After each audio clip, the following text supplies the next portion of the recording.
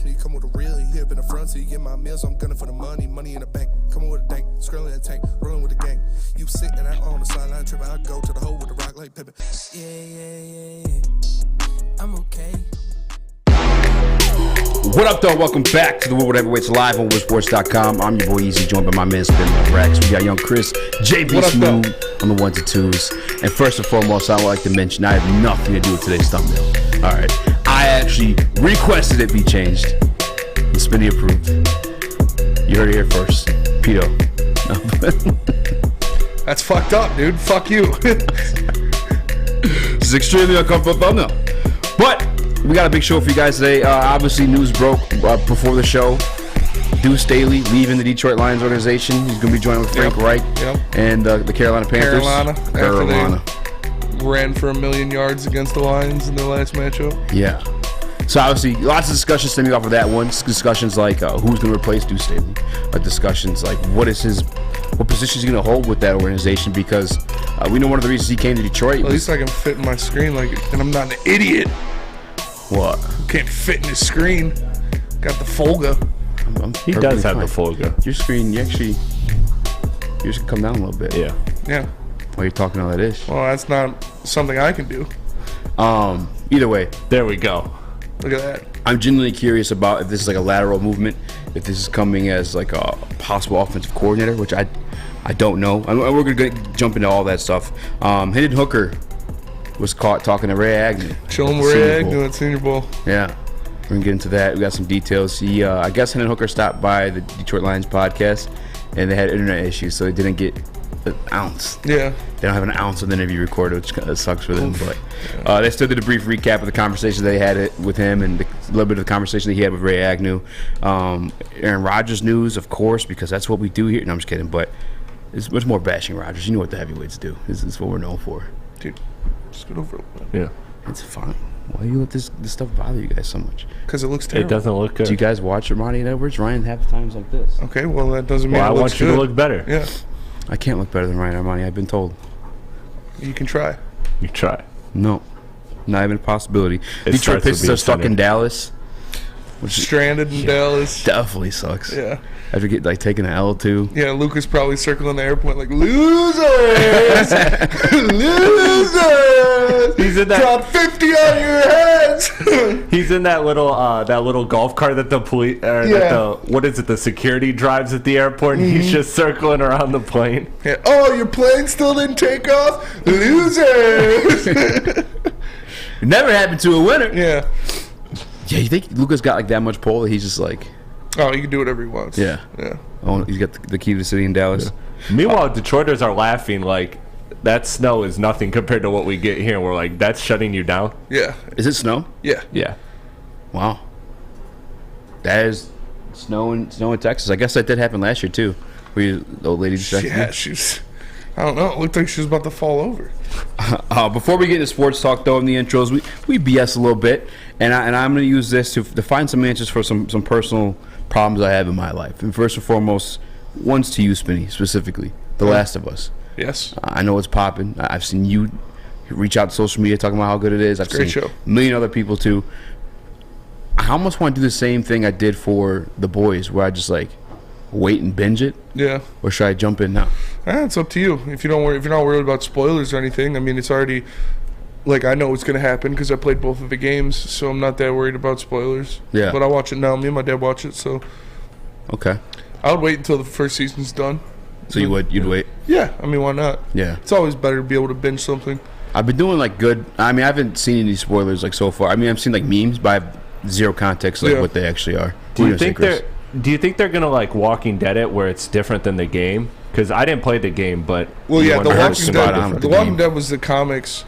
And it was a lot different than the comics because Rick dies in the comics pretty early on. Yeah. And then Daryl never exists, right? Yeah, Daryl's not even in the comics. Tyrone takes over, and then he dies, and then Carl takes over in the comics, but they killed Carl off. I stopped watching The Walking Dead after Season 4. They went from Rick literally biting some dude's throat out on the side of the road. He literally did that. And then 2 episodes later, he's like, we can't kill humans anymore. I was like, dude, come on, man. You literally just bit a guy's throat out. But no, The Last of Us, It's haunting him. they've already changed a little bit. Like the third episode, it was kind of Don't spoil. an homage to the video game players because it was different than what happened when they get into this area in the game. But it gave you the backstory of the character in the game that you didn't get in the game. So that was Yeah. pretty cool. I liked it a lot.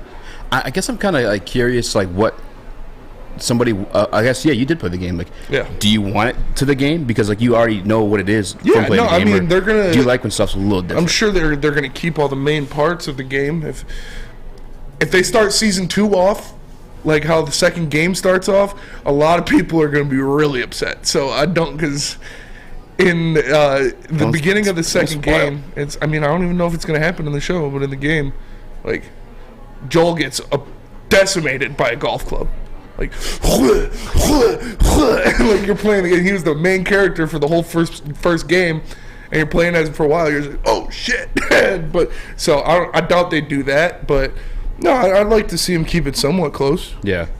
It's been pretty damn close to what the game is. Like I said, other than the third episode, which I'm sure they're going to redo the fight that you have in this town that they're in.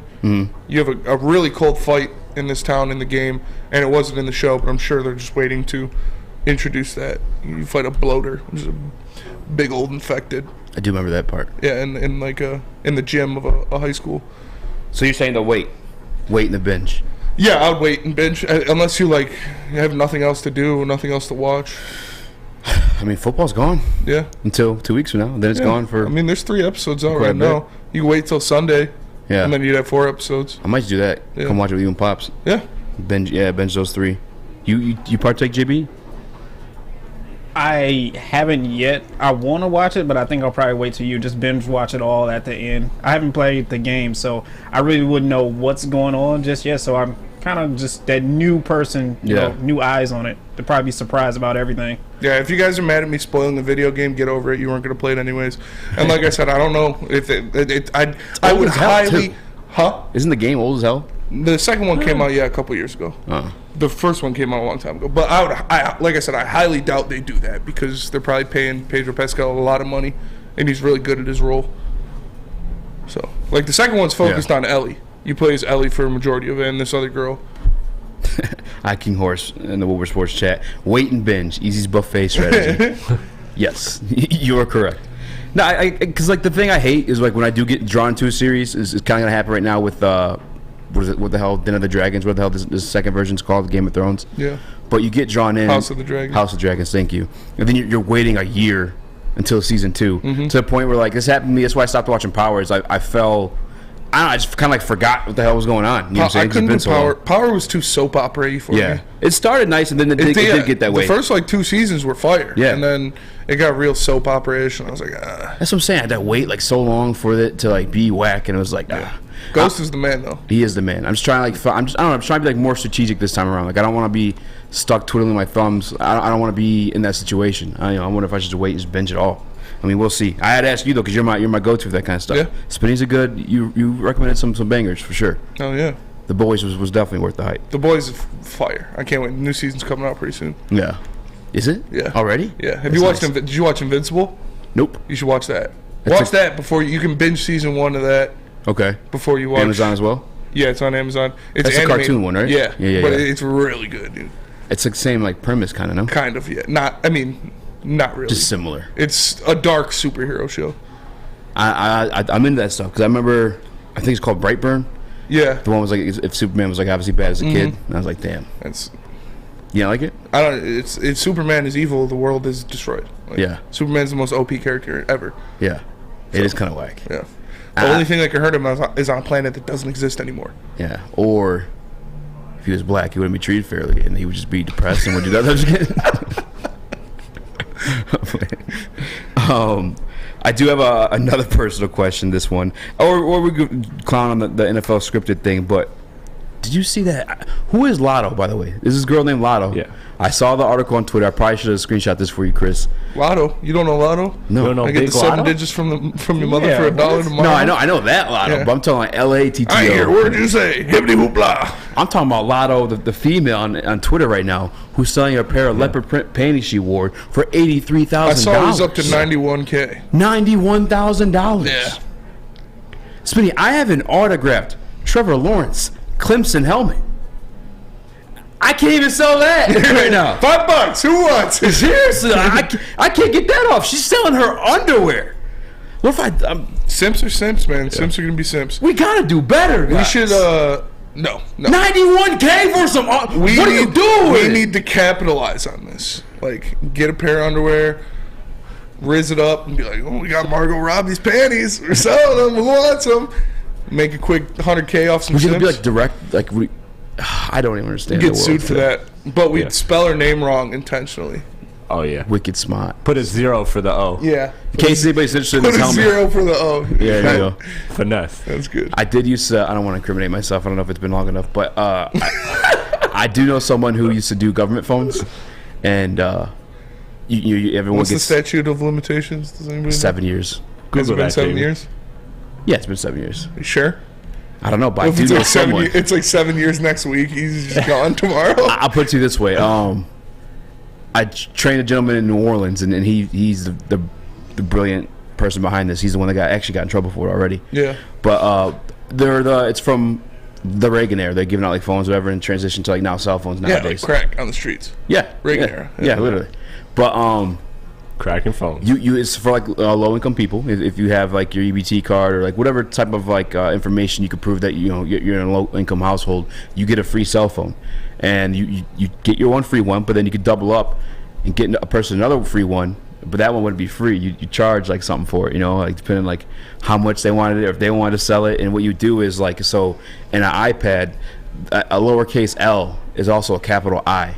And there's just a bunch of little tricks like that. Yeah. You get about like 3, 4. You could do one with the middle name, do one without the middle name, and just get the traffic, because you get paid at the time. I think it's like $1.25 for every phone you gave out. Oh yeah. And you just give each person like 4 phones, depending on like what kind of like variations you can make of their name. Boys is trapping. His name's like William Leland or something. He's got like Yeah. 6 L's. Oh, yeah. We're cashing on this. Yeah, yes, sir. Let me see this one. Yeah, it was crazy. And I trained the gentleman, but he went bucos. I didn't show him how to do it, but he got in trouble. Actually, I don't know if he Hey, got locked up for it. He just got like a talking Don't to. hate the player, hate the game. Yeah, exactly. Come on. What does now. this have to do with Lotto's panties? You're talking hustle. about changing the O Talking about to the 0. hustle, yeah. He was talking about the hustle. But by the way, if anyone's ever interested in that Trevor Lawrence helmet, Lotto did fart on it one time. So we're starting the bidding at $1,000. And if anybody's interested, I'm selling size 14 male feet pics. So Yeah. Yep. let me know. $5 a pop.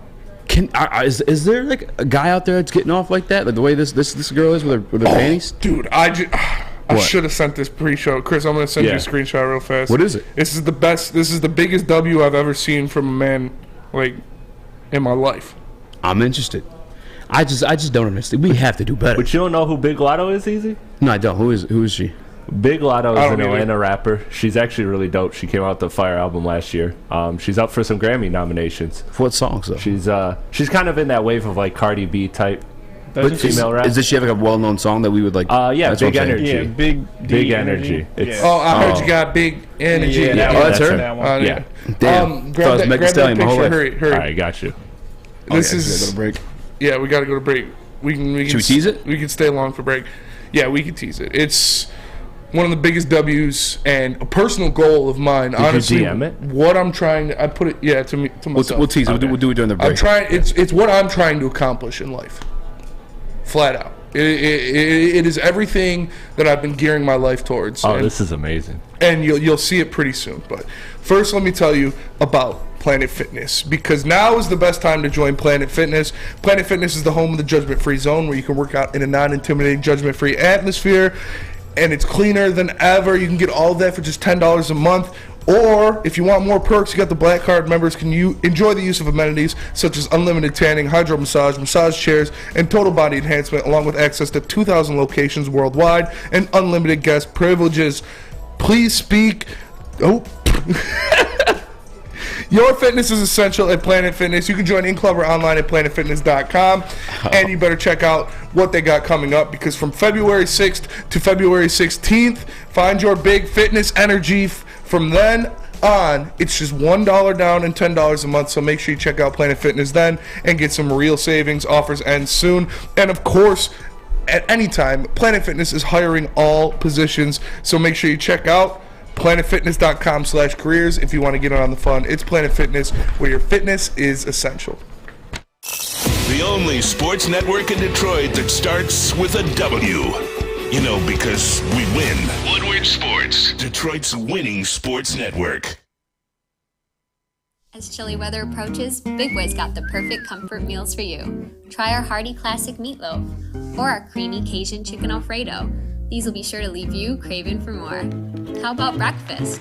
Our stuffed potato pancakes are back with our lumberjack, blockbuster, and Santa Fe Garden. These potato pancakes will definitely fill you up. Whether it's for breakfast, lunch, or dinner, come stock up on the perfect comfort meal today. We'll see you soon at Big Boy. My name is Lee. I've lost 35 pounds on the Custom Health Center program. So the three biggest benefits that I've gotten from this program has been, I'm not snoring anymore, I have a lot of energy, it's great, and oh, by the way, look at this. No, I'm just kidding.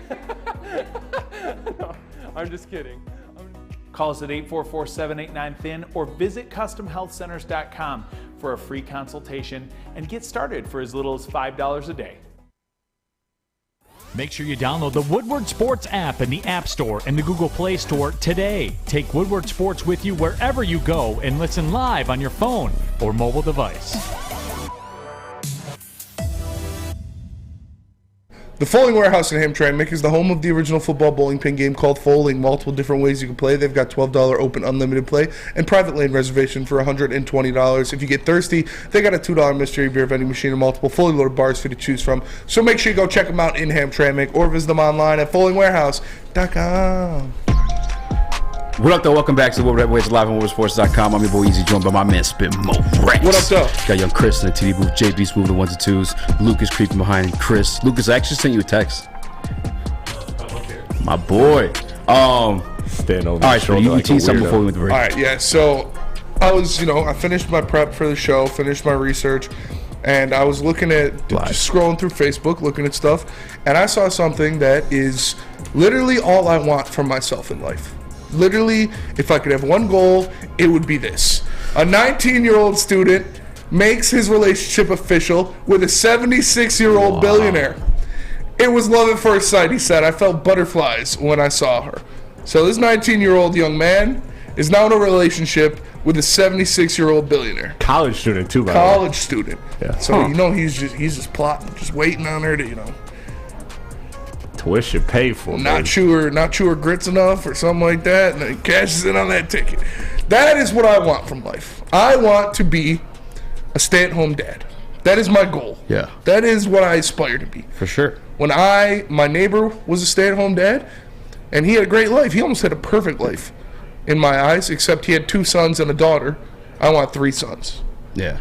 So. Pretty sexist. It is what it is. I don't even need the kids. Just be a stay-at-home boyfriend. I'm good with that. That's even less responsibility. Congratulations to that young man. Salute to him for his service to young kings everywhere. JB, you got some music for that? Yeah, doing a great thing. Just a dub. And crazy dub. I was, Alex Merrill. If only I could get so lucky. That's what I'm saying. Like. We're in Birmingham. Yeah, that's the goal, right? Maybe that old lady that was just walking down the street. Honestly. Maybe she needs a good time. I can take her out and show her a good time. I am shameless, people. I will. Yeah. I don't care how old she is. If she's got money, I'm there. Spencer will show you his bowl for $100. $100. If I'm down the street, ask me. It can happen. But good for him. Salute that young king for following his dreams and finding the love of his life. Always root for love. The other part of it, too, is like, I should probably pop her teeth out. Blow your world, son. Facts. I'm like, serious, though. But, I don't know how I'm going to transition from that one to sports, but here we go. I'm just saying. Made me happy. It really warmed my heart when I see something like that. Always root for love. Always root for love. I think I could do it. For sure I could do it. Oh, I could do it easily. Yeah, what? Yeah. I would enjoy doing it, too. Yeah, that's it. Yeah, that's it. I'd take her to meet my parents. Oh, for sure. I'd take her wherever she wanted to go. Yeah. In her car, in her Bentley. I'd take her to where she wants to go. I'd be like, hey, you need some gas, let me get your card. She could easily afford any supplements you needed to, like, get the job done, too, if you weren't, like, physically I wouldn't need attracted supplements. to her. My mind would be on the money and love, of course. Love, for sure. Love. I'd be powered by love. And then me, and then her. And then it's different when it's love. It is different when it's love. I've 100% actually could do that. I don't. You probably would need some supplements, no? No. Outside of her popping her teeth out, like I wouldn't need supplements. It's like, pop her teeth what's out. the Office quote where he's like, I can become a rectum flaccid on a moment's notice. I've trained myself. Wait, a rectum what? Flaccid. What is? Oh. I thought you said rectum. Oh no. All right. I'm not doing that. Hell no, says Rita. You're a liar. All right. A billionaire walks up to you and says, do you want to be my boyfriend? I would say, yes, ma'am. Where would you like to go? To be fair, though, too, if she's a billionaire, it's either for sure got to be love on her part, which I'm assuming is not. Because like she's not doing that with like an ugly kid. I can make her fall in love with me. An old lady? I got Riz. Yeah, the old lady Riz. What would you... Dude, moms love me. Yeah. Coming right off! Moms love me, man. I'm telling you. Talk. Go full shot. I'm trying to find a Proud to be an American drop in here so bad, but I so can't. sorry, bro.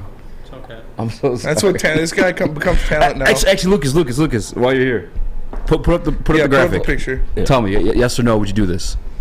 It's 19-year-old kid, college student, banging a billionaire lady. Is that a dude? Oh, I thought it was a dude. Okay. No. I mean, I'm single in the situation, obviously. Yes. 100%. No, you're in a relationship right now. I can't then. I mean, 22 Bs. If you're 22 billion? Yeah, if your girlfriend looks at you and says no to that, I know, like, yeah, it's a must. Yeah, it's a must. It's a must. Because even you milk the cow. What is she? She said 78. 78. Is it 78? 76. 76. 76. You got you give it a lifespan, the relationship wise, of another 8 years. Yeah. And all you need is a solid 3-year stretch, then you pop the question, and then it's just a waiting game. I don't even think you have to pop the question type of thing. Oh, no, I'm popping question. I'm making sure. You gotta pop the question. Yeah. That's how you inherit it. That's how you get the money. Yeah, but you can just smooch it off over time. Keep a shoebox. I don't want to smooch off. I'm not trying to. I want it all. Dude, if there's 70, how many billion? 22 billion. I looked at the richest ladies in like the 22 billion. So if you're smooching off a $22 billion woman, you're keeping at least $1 million a year in the shoebox. I'm not smooching, dude. I'm in the long run. No, how you got to do it is you don't even talk about the money. I mean, that's your strategy. You don't even talk about the money. You just make it feel good. You guys are in love. You pay for stuff sometimes. Yeah. So then she's like, "Oh, he really doesn't care." No, you don't ask her for money. You pay for the Olive Garden date. She pays for That's the what I'm saying. Like vacation. you get, and then when she buys you stuff, you just like pawn it on the side. Yeah, and then you buy. Like I'll take that. No, it's like a Mr. Beast thing. Like with the money that you sell it, you reinvest it into her. So it's like you said. Thank you, Lucas. I appreciate you. You're the GOAT. I got cash. You're all good. Booner's about to be here, so I'll be here for a while. Booner's on his way? Yeah, they're doing a pod in the bay. Oh, no way. You have to stop in too. 100% doing it. 100% doing it. And I'm marrying. He did pose another question. And I'm gonna hit you with one of those easy situations. If it was a man. $1 billion is a lot of money. $1 billion is a lot of money. I'm just saying, man. I can live the rest of my life off of $1 million. Just play hard to get. Stop it. Stop it. I'm not ready. Yeah, no. Buy me another Jaguar. I wanted to lose it in my own home. That's worth another $1 billion. Yeah, it's $1 billion is a lot of money. That's all I'm saying. I'm gonna leave it at that. Yeah. Chris, leave it at that. Oh yeah, I'm gonna be a tease for sure. For $1 billion? Come on. JB. What are you talking about? Even if it was man? Yeah. Why not? JB? Old lady? Yeah, probably. I'm all in. Oh man. Sam Walmart. Sam, what's the name? Hey, I'm just saying, $1 billion is $1 billion. That is true. That is true, though. Yeah, I put it to you this way. What's his name? The actor in Brokeback Mountain? Oh, Jake Gyllenhaal? Yeah, they didn't make no billion. Heath Ledger? I'll tell you that much. Yeah. I don't think they made a billion off that. All right. I had to pose a question. This segment, I promise you guys we're going to talk about Duce Staley. I just can't. There's no transition from that. Yeah. I had to keep it rolling. It's fair. Does it say like which lady it was? No. Or, no. Didn't drop her government, but Think it's real? selling your souls for that paper, says gun guy. Yes. Like, Yes. Undoubtedly selling my soul for the paper. Like, Yeah. if the Illuminati came up to me today and was like, "Here's a contract, sign it for $1 billion," I'm signing that shit, bro. I don't even need a pen. I brought my own. You're good. Yeah, I need money. Like, no shame. If I was already a millionaire and then they came at me with that shit, no, I wouldn't. But where I am right now, it's hard to turn down $1 billion, my dude. your inbox when you letting up when you get up. Yeah, for real. Yeah. Hit my line. Yeah. Here's like why it makes sense, and I don't think it's like a selling your soul type of thing. Is like this person's 76 years old. Exact like, Lions how fan much Haas. longer do they have? You don't have to wait out that long. Lions fans Haas says selling your soul for what? 7 years? Cakewalk, baby. That's what I'm saying. Exactly. And if you're bad about it, you're making like everyone like super exciting. Like, and you gotta think, she probably goes to bed real early. Yeah. So you got your whole night to do whatever you want. yeah, She probably sleeps really hard. Maybe as a hearing aid, you might be able to bring some Take the some jet nice with little the boys. things in there later. that ass. Just saying, she Couple probably, floors, she she can't probably hear has a nothing. lot of free drugs because she's old and has a lot of problems. So So you're also selling the drugs. yes, Yeah. you know, I'm just saying. all my Percocets? I'm just saying, man. You lost some in your butthole last night, Phyllis. Remember? Oh, I'm sorry. It seems like a win-win situation for me. I mean, you're not even selling your soul. You're just leasing it. No, you're leasing your soul to that Look at young that 7-year lady lease. for 7 years. I could do a 7-year lease. I could do a 7-year lease. Have her to we would be doing like very exciting things, like things to get your heart rate up. Oh, like, I'd take her risky skydiving. things, yeah. Hey, babe, let's go skydiving. First date, we're going skydiving. Maybe I'm even like, hey, let's do a tandem bike.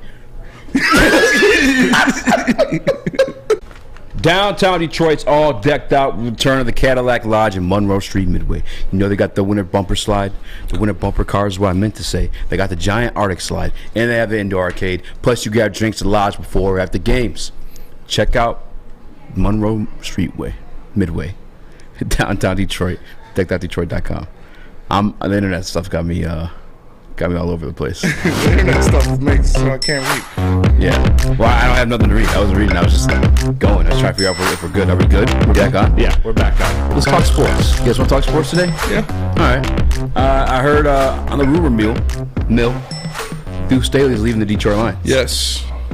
Yeah, it has been said that Duce Staley is going to join Frank Reich's staff in Carolina. I'm not sure exactly what it's going to be, but there it is from Dan Graziano. He says, per sources, Lions assistant head coach and running backs coach Duce Staley is leaving to join Frank Reich's staff on the Carolina Panthers.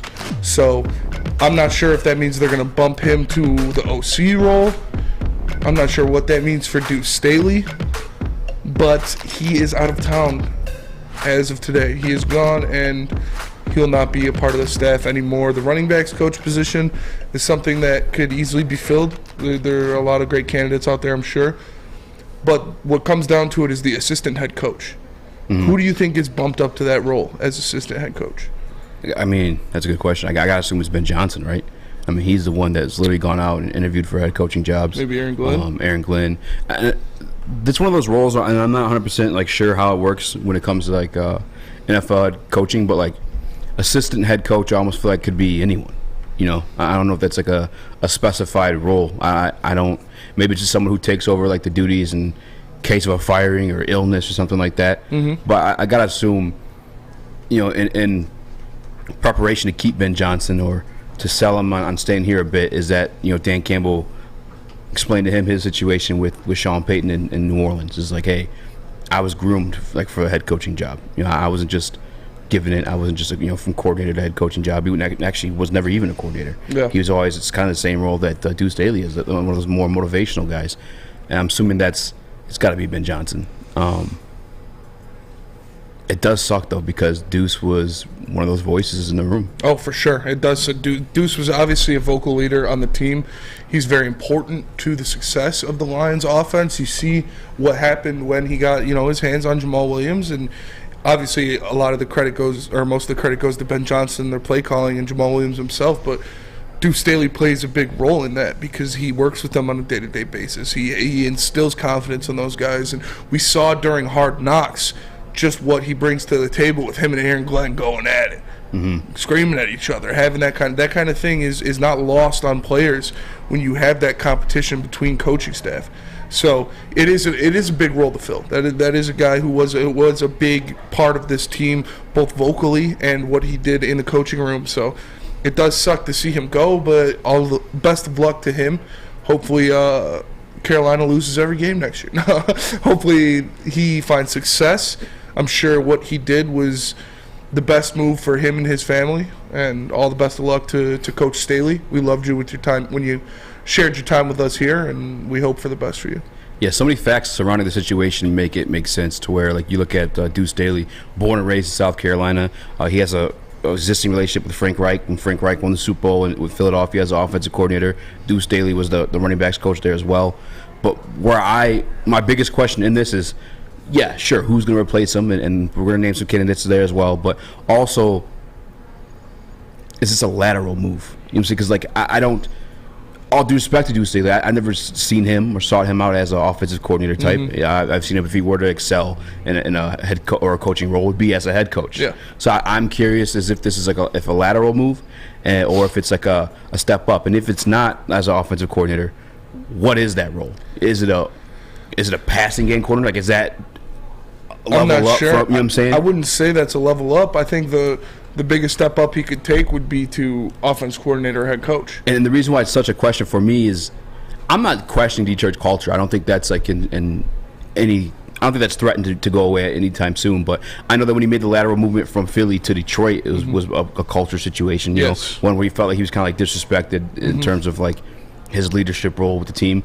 And I'm hoping that's not the same scenario here. I doubt it is. You saw Dan Campbell had a lot of riding on his influence, had a lot of confidence in what he brought to the table, what he said meant to the team, and he was obviously a very vocal and important part of that locker room. So I doubt he felt disrespected in any way. We never heard anything like that coming out of their camp. So I expect, like I said, it was just a better paying opportunity, maybe one that offered a little bit more responsibility, something that he'd like to do, and he took the chance. And that's what happens when you're a good coach, when you have a good coaching staff, you're going to lose some pieces. Yeah, I'm really curious to see like what the fine details are, because I know nothing came out as reported as like him being disgruntled and stuff like that, but I don't think anything would, because they're kind of like, they kept quiet. Yeah. The situation with Aubrey Pleasant.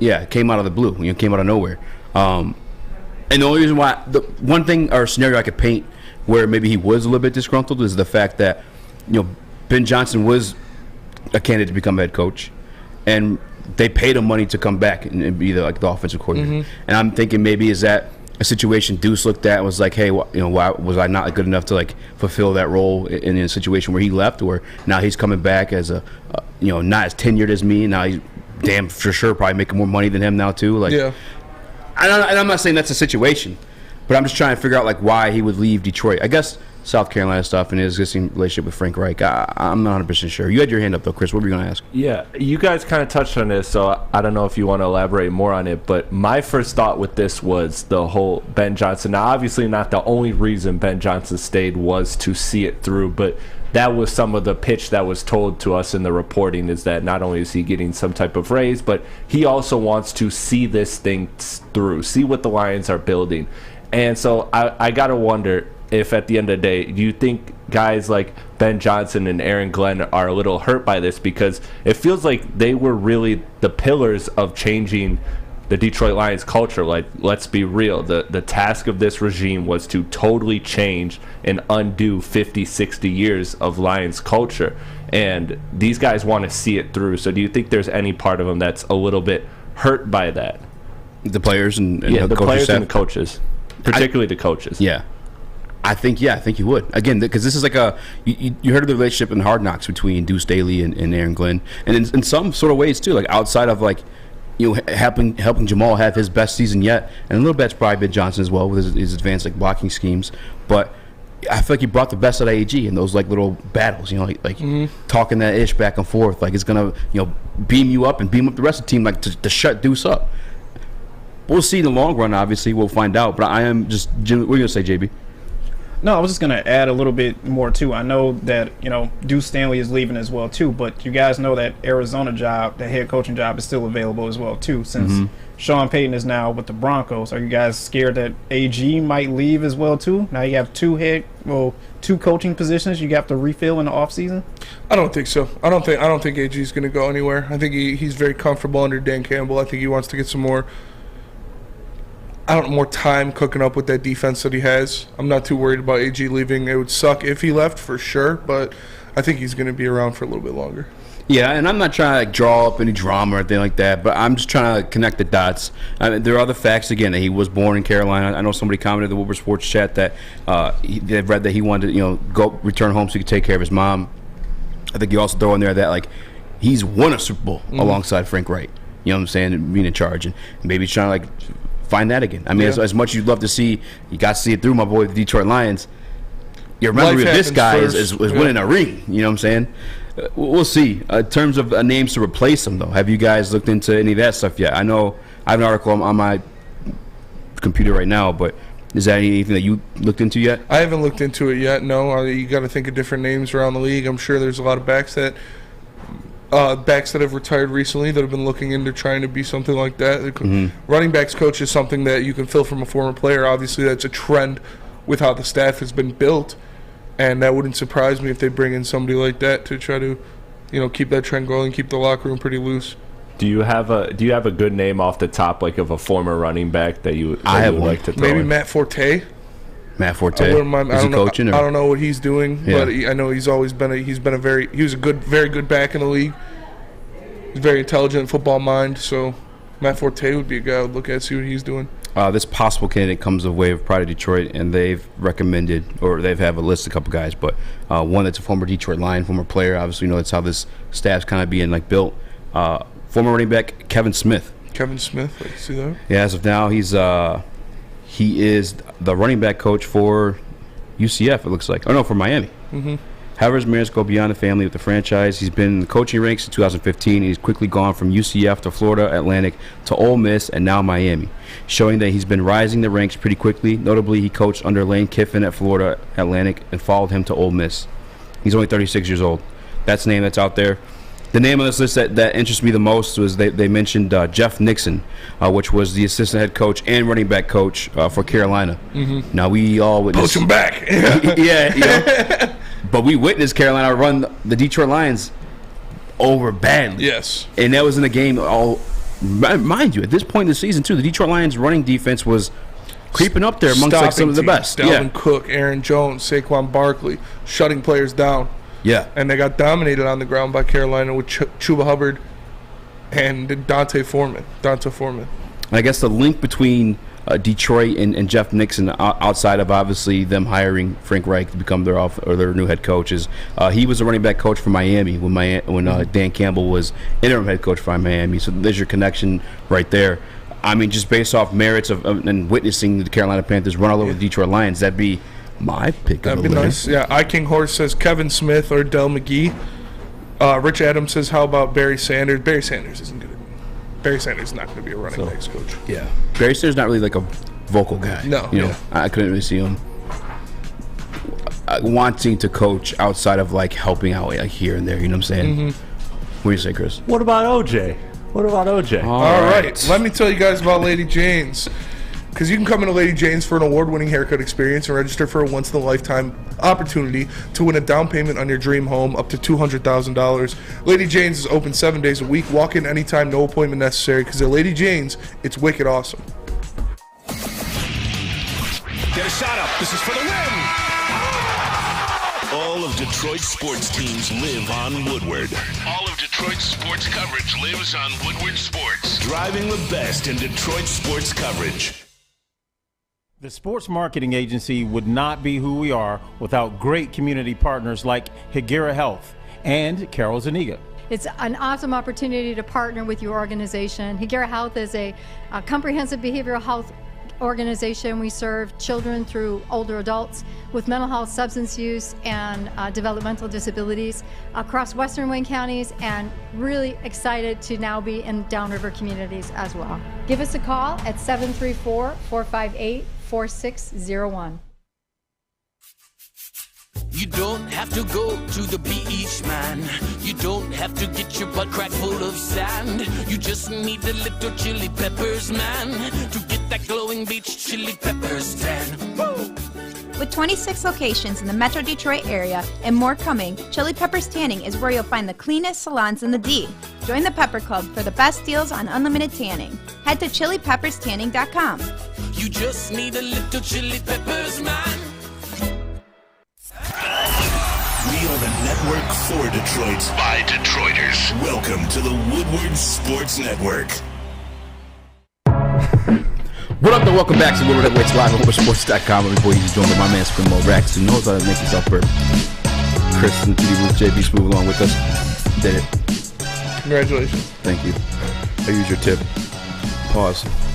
Hey, Major pause. Outside of teaching me how to burp, you also mentioned a couple other candidates that replaced. Yeah, I saw some in the chat. Drago says Jerome Bettis. I like that one a lot. Obviously, Detroit guy, a very good running back. I see Frank Gore in there by Rita. Says Frank Gore. Frank Gore is one of the, Frank Gore is a legend.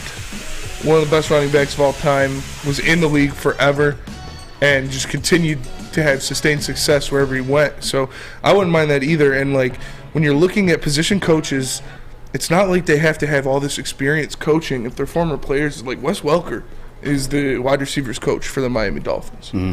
So it's if they know the position, if they played the position for a while, if they're a good football mind, you could pull some. That's why I said Matt Forte, because I don't even know if Matt Forte's been coaching or anything, but I know he's a very good running back, and I know he's a very good football mind. So that is somebody that I would kick the tires on. But I like Jerome Bettis a lot. That's the one I like a lot, too. Yeah. Jerome Bettis. You obviously have the Detroit ties here. And then Antoine Randall, currently the wide receiver coach for the Detroit Lions, played with Jerome Bettis, with Super Bowl Jerome Bettis. But I agree with you, too. I don't think you necessarily need tons of experience to come in and become a positions coach. That's how Dan Campbell entered his coaching realm, was a tight ends coach. And just simply because you played the position. Yeah. Everybody's saying Barry, and it's not going to be Barry Sanders. Yeah. Barry Sanders is not going to be a running backs coach. He's above that. Yeah. Well, what about LT with Daniel Thompson? LT? I think he's making TV money. I don't know if he is a football coach for a youth team in Texas, but okay. Yeah. I mean, it's not as much of a commitment as an NFL team, though. Yeah, that's true too. Yeah. Sam McGuffey. Yeah, if we need somebody to teach the players how to do backflips, we can get Sam McGuffey. But yeah, I feel like and I could be wrong here, but I almost feel like the position coach is like Duce Staley, the motivator guy, because you have your schemes passed down to you from the offensive coordinator, and maybe obviously helping these young guys understand the schemes and the principles behind it. What were you gonna say, Chris? Or were you gonna say something? Yeah, if coming to the idea of if you want to go to a former player to kind of continue what this regime is doing, the question is, I have that. I don't know how good great players are at being coaches. You see that a lot of times in the NBA. The great players are not necessarily the greatest coaches. It's the role players who stuck around, or the guys who just had to scrap and claw at every stop to be in the league just 8 years, let alone the cerebral guys. Yeah, those kind of players. Is it that way usually with the NFL too, or no? Yeah, I think that's that way all around. I feel like Mike Vrabel's probably the best player to become a coach, and he's a damn good coach at that. Mm-hmm. But yeah, I think the philosophy behind that is kind of like what we said too, like the guys that needed the more mental edge to stay around the league, or even make a living at that point. And the guys who can probably just relate to more people, because Frank Gore necessarily can't relate to every running back. Can't relate to Frank Gore. Not every running back is Adrian Pearson or Frank Gore. I would love to have Frank Gore though. I feel like He was one of my favorite Madden players. Frank Gore's the man. He may be obviously He's always good. an anomaly, like health-wise and stuff like that, for how long he played the running back position of all positions, like one of the most bruised and damaged positions like in the game. It's insane, and that could be purely genetics. He looks the part for sure, but also maybe he has a couple extra tips to keep yourself healthy. And obviously, we have a young guy in DeAndre Swift who can't seem to stay on the field, and that was like one of the challenges Duce Staley gave him this season. Yeah. Maybe Frank Gore helps with that. But I'm not really pressed on it because they'll find a running backs coach. Yeah. It's not a gaping hole. It's more of his leadership standpoint is what is the biggest hole. Yeah. Missing something like that. Like Duce Staley was a leader in the locker room. Duce Staley was a vocal leader in the locker room. So that is an important thing that somebody's going to have to step up in that assistant head coach capacity and be kind of that voice that Duce Staley that you lost when you lost Duce Staley. One thing I do want to bring up, and if this works that way in the NFL's eyes, is that we actually discussed this last week with the possibility of AG leaving, is that if a minority coach from your coaching staff gets hired by another organization, I'm pretty sure it's a hiring up, or I don't know if it works laterally, but you then receive the compensatory pick when that happens as well. So maybe that's something the Detroit Lions can get out of this situation too. If Duce Staley becomes the offensive coordinator, whatever, and so on and so forth. I'm genuinely curious to see what it is. I'm curious to see what kind of position he accepted. Maybe I saw people say, Sheila and Dan let him go home. Maybe it was simply just his mother's not doing well. He wanted to stay closer to home to be able to take care of her. And like I said, life happens. Opportunities are presented to people, and we appreciate what Duce Staley brought to this team, and we wish him the best in the future. Yeah. Shout out to Hubert Park in the Woodward Sports chat. Mike Ditka was the best former player turned coach. For sure. You're right. You win. It's definitely Mike Ditka. That just didn't come. I was Andy thinking Reid. more. Yeah, Andy Reid's up there. How many rings does Ditka have as a coach? I'm not sure. Do you guys know? I think it's 3. 3? I'm gonna look it up. You looking it up? Yeah. Total guess. I'm trying to find something on because whoever said it in the Woodward Sports chat mentioned that he was going home to take care of his mother, but I haven't found anything on that. He's got 2 championship wins as a coach, or as a he has one Super Bowl as a coach. Okay, well then so 2 as a player yet. He's got 2. He's got 1 as an assistant coach and 1 as a head coach. But either way, I guess he still was an elite player as well. So it's not even just like gauging him as a coach. Yeah, he's like the best player that was a good coach. Yeah, like best player that was the best coach because he was a great player as well. Yeah, and I want to say this too real quick. Just to throw it in there, I know that Dan Graziazzo mentioned it as Staley's for sure joining Frank Reich, but Ian Rappaport, which we know is like the source, I'd feel like, or one of the sources, him and Shefty, he mentions it as an interview, not an actual departure or him joining him officially. How long ago was it though? So Dan Graziazzo's 3 hours ago, and so is Ian Rappaport's. Okay. But there's also my guy Justin Rogers confirming Duce Staley is leaving. Okay, so. Good. I feel like Justin does his homework enough to confirm that he's actually just gone. Yeah, it's more so a leadership thing that I think the Detroit Lions would be missing at this point. But it is what it is. They always talk about Dan Campbell when they talk about who it is they run through the wall for. Yeah, definitely. And there was another player that said he's moving on, a big name in the football world. Who? Brady. Tom Brady. Yeah. Tom Brady is officially retired again. Spend more time with his son. I'm not a fan of the thumbnail to their voice. Tom Brady is officially retired again. We'll see how long it lasts this time. It sucks to see him go. That is the end of an era. Now, Drew Brees, Tom Brady, Peyton Manning, Eli Manning, Ben Roethlisberger, Phillip Rivers are all retired.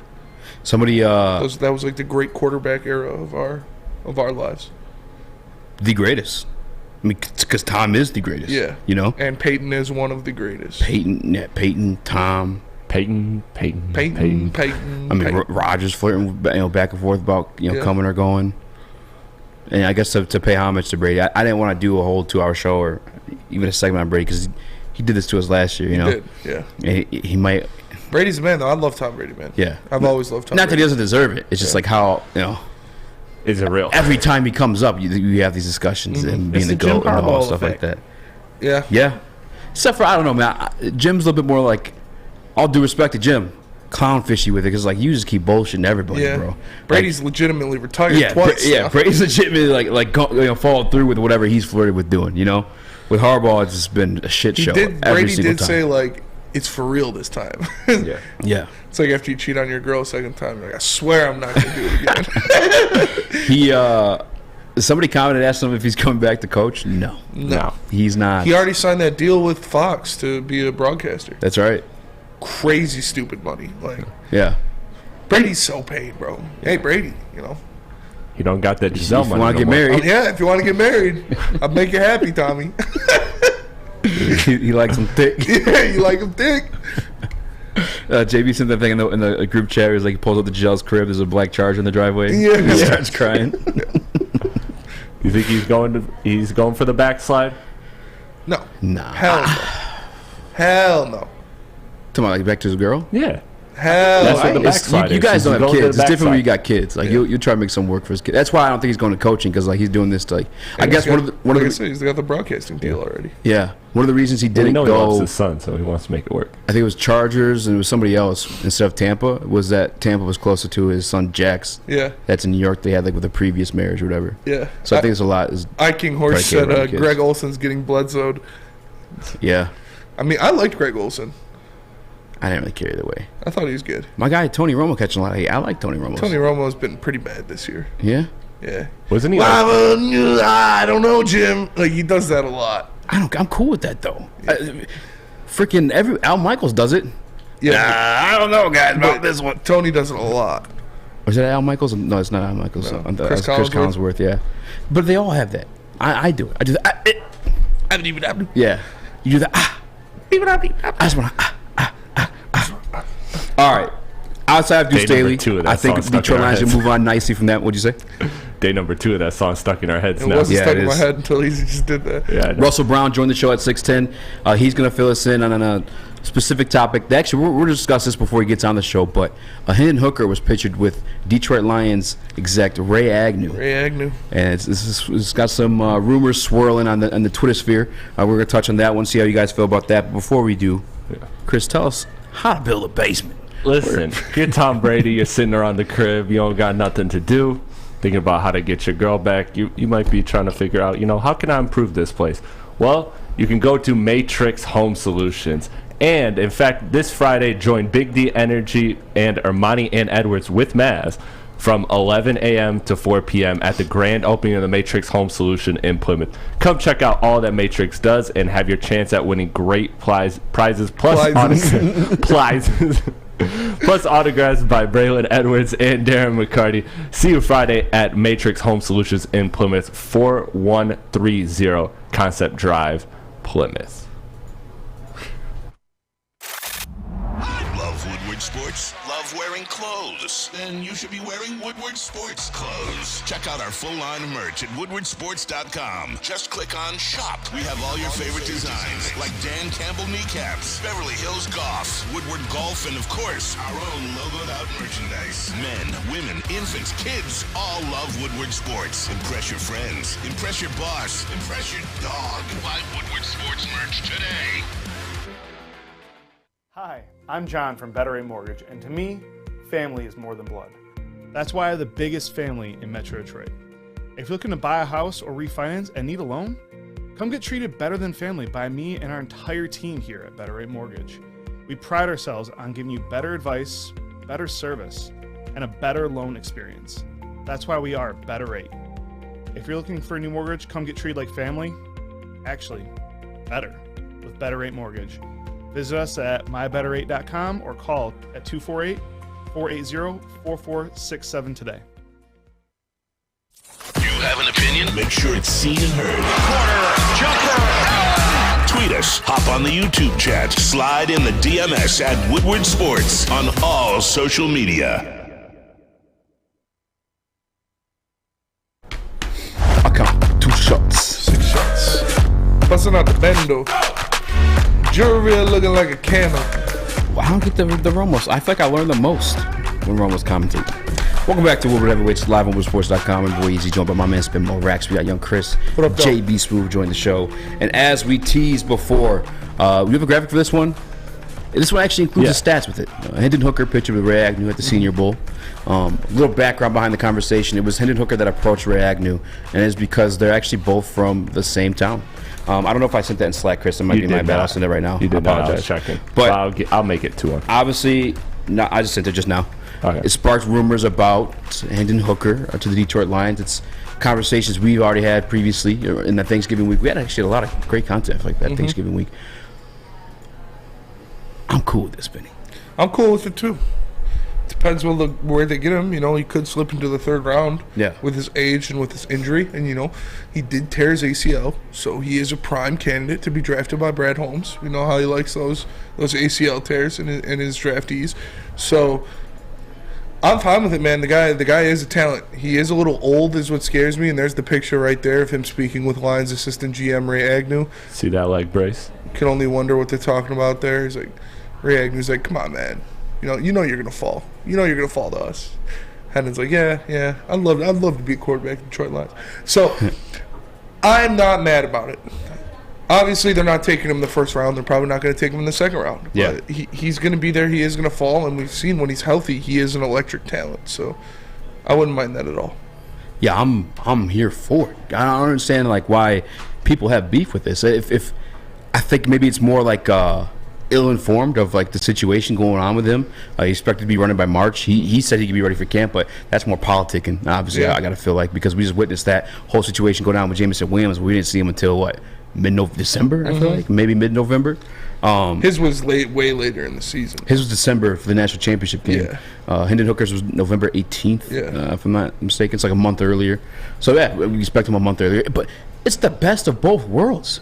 You have the two factions of the Detroit Lions fan base. The ones that want to go defense, or just don't want nothing to do with a quarterback in that first round. And then you have the group that wants a quarterback, maybe in the first round or just in general. I'm with the in general part of it. And with Hendon Hooker, especially because of the ACL injury, you don't have to invest a first-round pick in that. And by the way, hell of a football player. Hell of a talent. Do you have the one with the stats on it? He would have won the Heisman if he didn't get hurt. Would have won the Heisman. And it's not like he came from Alabama or Ohio State, one of those well-known powerhouses. This is Tennessee. Yeah, it's in the SEC. And Tennessee was bad for a long time. Very, very long time. Yeah.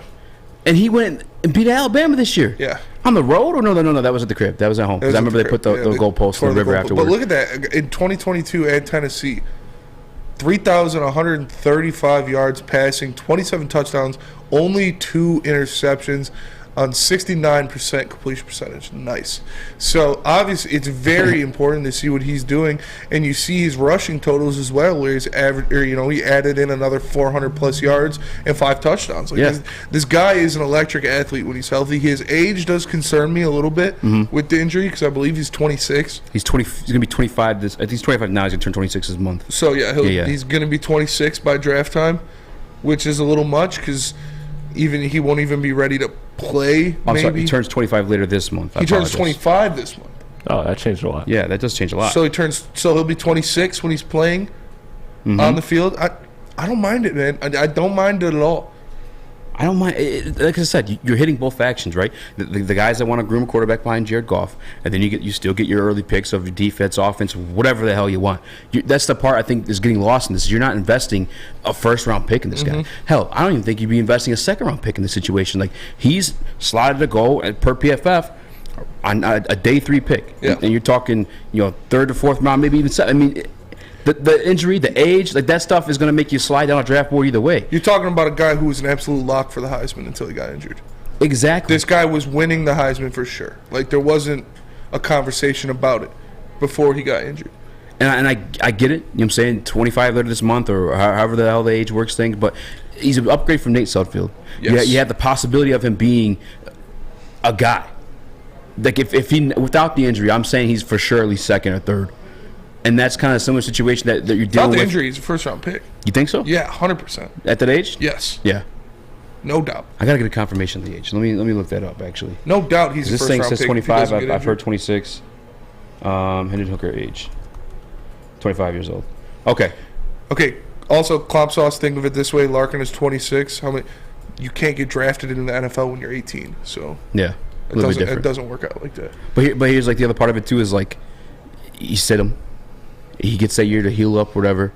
And then Goff is a quarterback right now, yes. Unequivocally, without a doubt, like even if they drafted Bryce Young or C.J. Stroud, Jared Goff is your starting quarterback next year. Yes. I don't get why people are tripping over that. You're not replacing Goff. You're just getting a guy for the future because after this year and the year after, we don't know what's going to happen with Jared Goff. And to be honest with you, if I'm GM, I don't really want to pay him too much money. I feel like this type of system is one of those systems you can put almost any guy in there, any capable guy, and I believe that Hendon Hooker is more than a capable guy.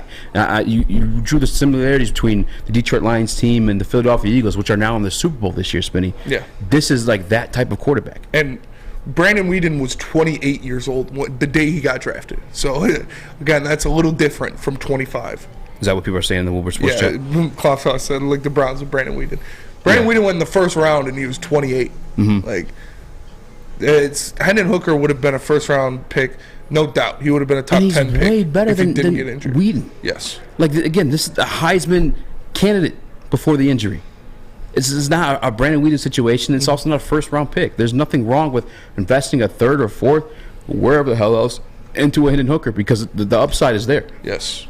Again, I point to the similarities that we drew between the Philadelphia Eagles team and the Detroit Lions team. So you get that Hendon Hooker and you're ready to go. Then you go all in. Yes. You dump your fucking load the same way the Philadelphia Eagles. I don't care. That's what I'm doing, though. I got this kid on the rookie talent. You're telling me he's mobile if shit breaks down, and I go get me an A.J. Brown. I can afford to sign Robert or trade for Robert Quinn or whoever the hell else to like get a star-studded cast. And you still have those 2 first-round picks this year and the 2 second-round picks this year that are projecting to be very good players for your team. I can still make those investments. Yes. While getting that guy in the 3rd round. You're addressing both camps with a Hendon Hooker pick. You just are. It makes the most sense. And I'm sorry, he's for sure an upgrade over Nate Sudfeld. 1,000%. More than 100%. 1,000%. Yeah.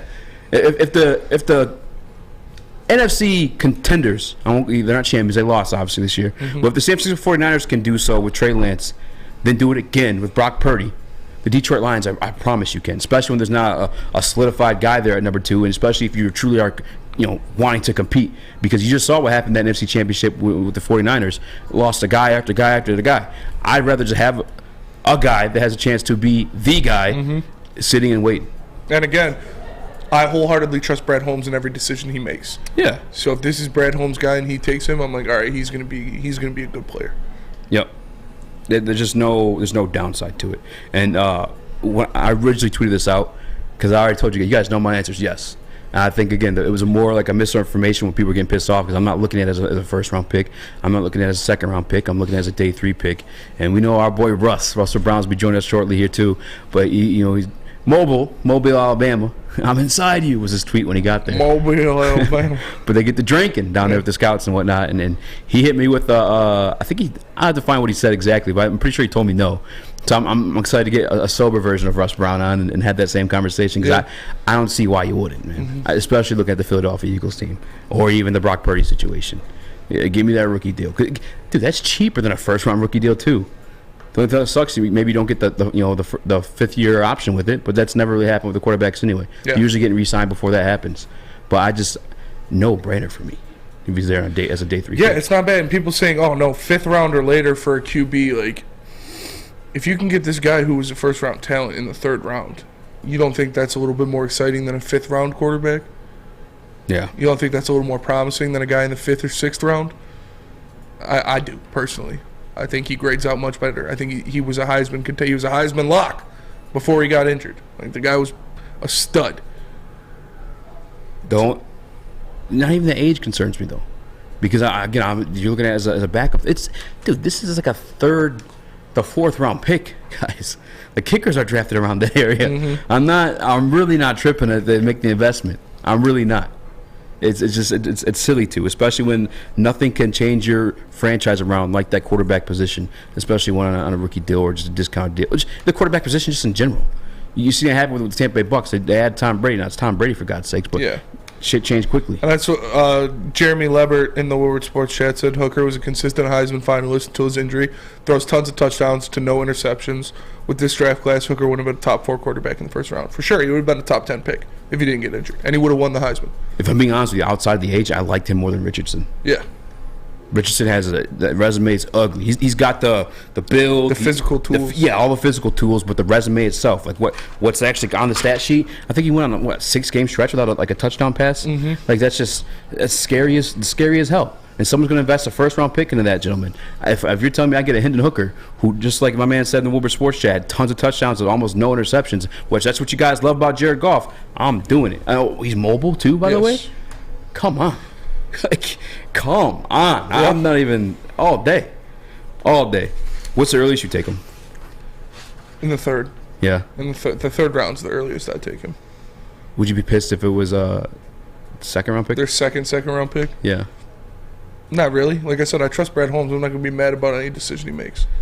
I love Brad Holmes. He's made this draft season so less dramatic, like, because we're supposed to be sitting up here arguing about, like, no, you need this guy. No, they're going to take that guy. It's like, I don't care. Whatever decision he makes is going to work. Exactly. Yeah.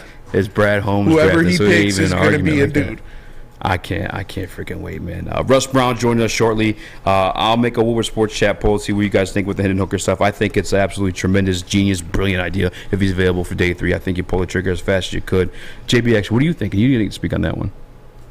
I mean, I would, but as you guys said, I'm doing it like day 3, third round type of deal, because he is coming off this injury, which he's going to have to nurse for the rest of probably the following season. So you're still going to need that backup quarterback behind Jared Goff just in case something goes wrong. But it's good for him to sit there and learn, though. Yeah. Who do you actually? I said that I'd take him over Richardson. Who do you like better as a prospect? If they were healthy, if he was healthy, yeah, I'd take him.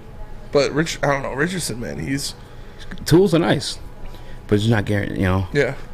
Richardson scares the shit out of me. I used to love the idea, but it scares the living shit out of me. After that's a real gamble. That's what I'm saying. Like, I don't even understand. All due respect, I don't even understand why he's getting first-round grades right now. Yeah. I mean, because the position and because the ability, and like the physical tools. When these conversations being had about Malik last year, it was because of scarcity thing. Like there's no other quarterbacks to be had. Yeah. You're going to say something, Chris, before we went to break? Yeah, just quickly, the one thing that has me concerned, because I'm all in on this, but just to do a little bit of a devil advocate or just pose a question here, the one downside of it is that with this ACL injury, you won't really get to see him and evaluate him physically that much other than through rehab until, around draft time next year. And then by that point, you're already looking at another, you're maybe in the same position. You get what I'm saying? Like, you don't necessarily... You have him in your home, yes, but you don't necessarily get to really evaluate him and see what he's capable of before the next draft, when you have to then you might then be still faced with the same question. Like, he still might be a question mark next year, but I think the gamble is still worth it. Yeah. I'm not tripping over that at all, because you have him in the home. And you got 4 picks before it. Yeah. Even if you look at the Jalen Hurts situation, he sat that first year. 4 picks in the first 2 rounds makes it a lot easier to gamble on a quarterback in the third. Exactly. You're not losing any of those. And that's the picks people don't want to take a quarterback with. You're not losing.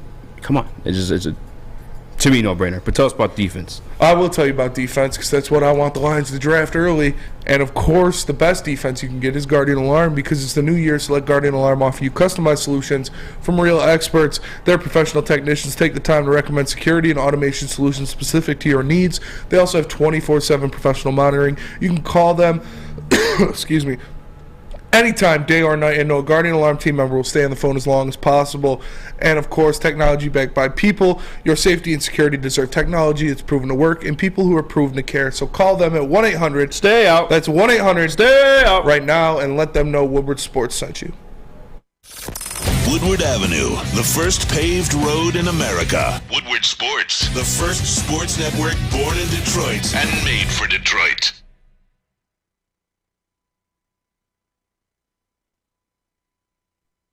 Introducing the Planet Fitness Guide to getting that post-workout glow. Step 1, what's your why? More epic energy, better sleep, blow off steam? Step 2, join Planet Fitness for just $10 a month and get moving in our clean and spacious clubs. Step 3, bask in that post-workout glow. Join Planet Fitness today for just $10 a month. Join today at any of the 50-plus Detroit area locations. It's a great day to get some Sensoron in your life. Okay. There it is. Sensoron, here we go. Gotta grab the cranberry, Oh wait, it's 2 for $4. Got to double up with the classic as well. Centron World, baby. Centron, available at select Krogers, and if you want to know how, go to @centronworld.com. You get dope like me. You know what? Why wait?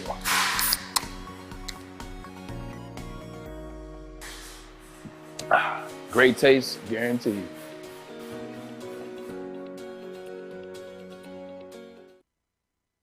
Make sure you download the Woodward Sports app in the App Store and the Google Play Store today. Take Woodward Sports with you wherever you go and listen live on your phone or mobile device.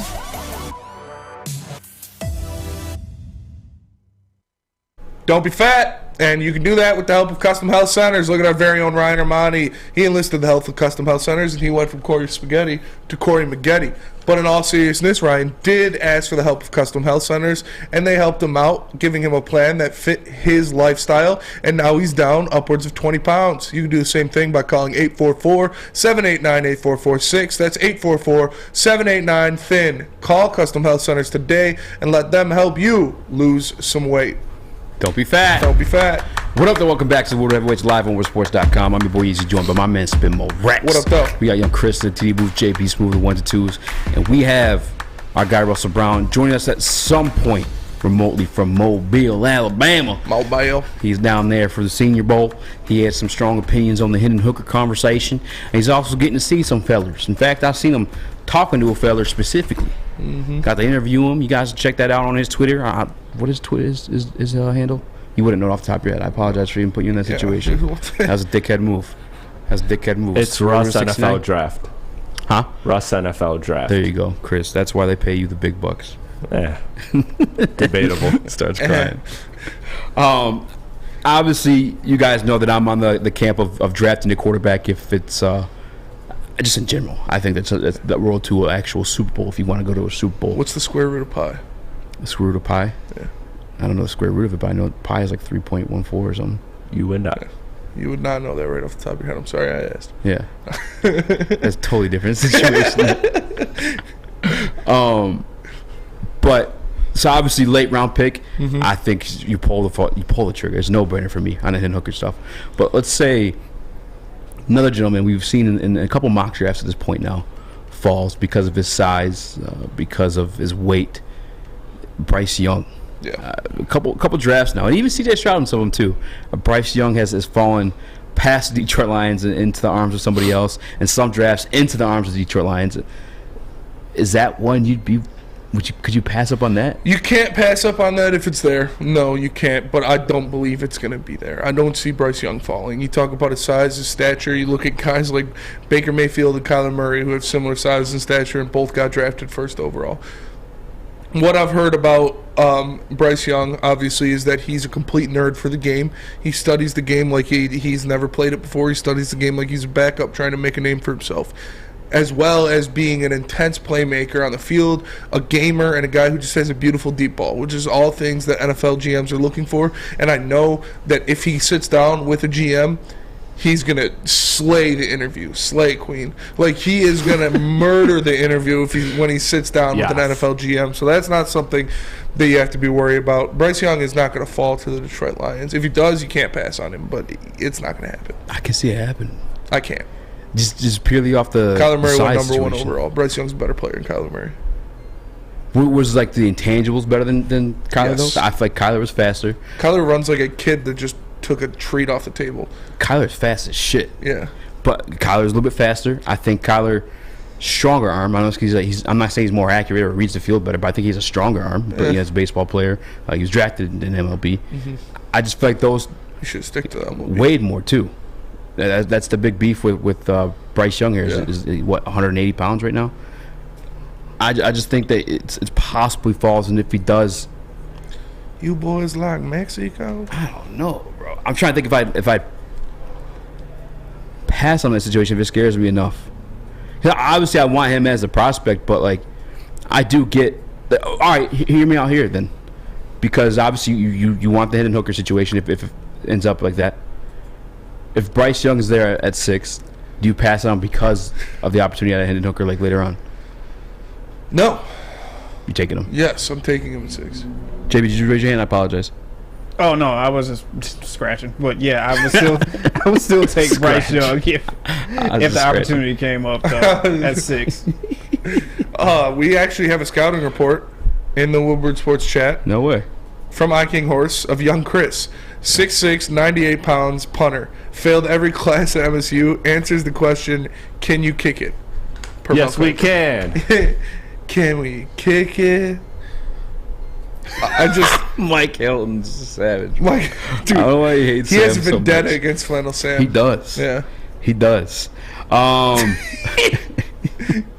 What? He said Flannel Sam is creepy. That's Pay $2. That's the second time he's put that in the chat. Listen, Mike, if you want to say like random stuff like that, I'm just giving you my Cash App. And you just Cash App me something. I'll say whatever. JB, I didn't listen to anything you said because you were scratching yourself and threw me off.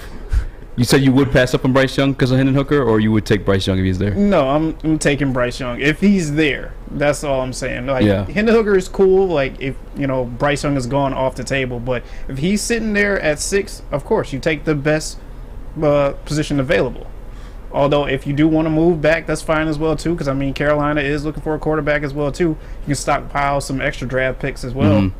So you have 2 options there. If he does fall, you can either take him or move back a little bit. I don't mind that either. Lions are at 6. In this scenario, somebody's definitely moving up, and they're not taking him. Obviously, they're taking like Stroud or Levis. I'll throw Stroud and Levis in top 5, maybe just for like quarterback thirsty teams. Mm-hmm. Do you think they actually? Think there's 2 quarterbacks in the top 5? Yes. Okay. I think there's 3, honestly. And Stroud or Young. Stroud, Levis, and Young. Yeah. I'm trying to do the math. I guess where Young would fall to there at 6. So I got your 2 quarterbacks. However you want to rearrange them. Let's just say they're not Young, and then I'm gonna throw in C.J. Anderson. Is that his name right? Hmm? It's not C.J. Anderson. Will Anderson. No, yeah.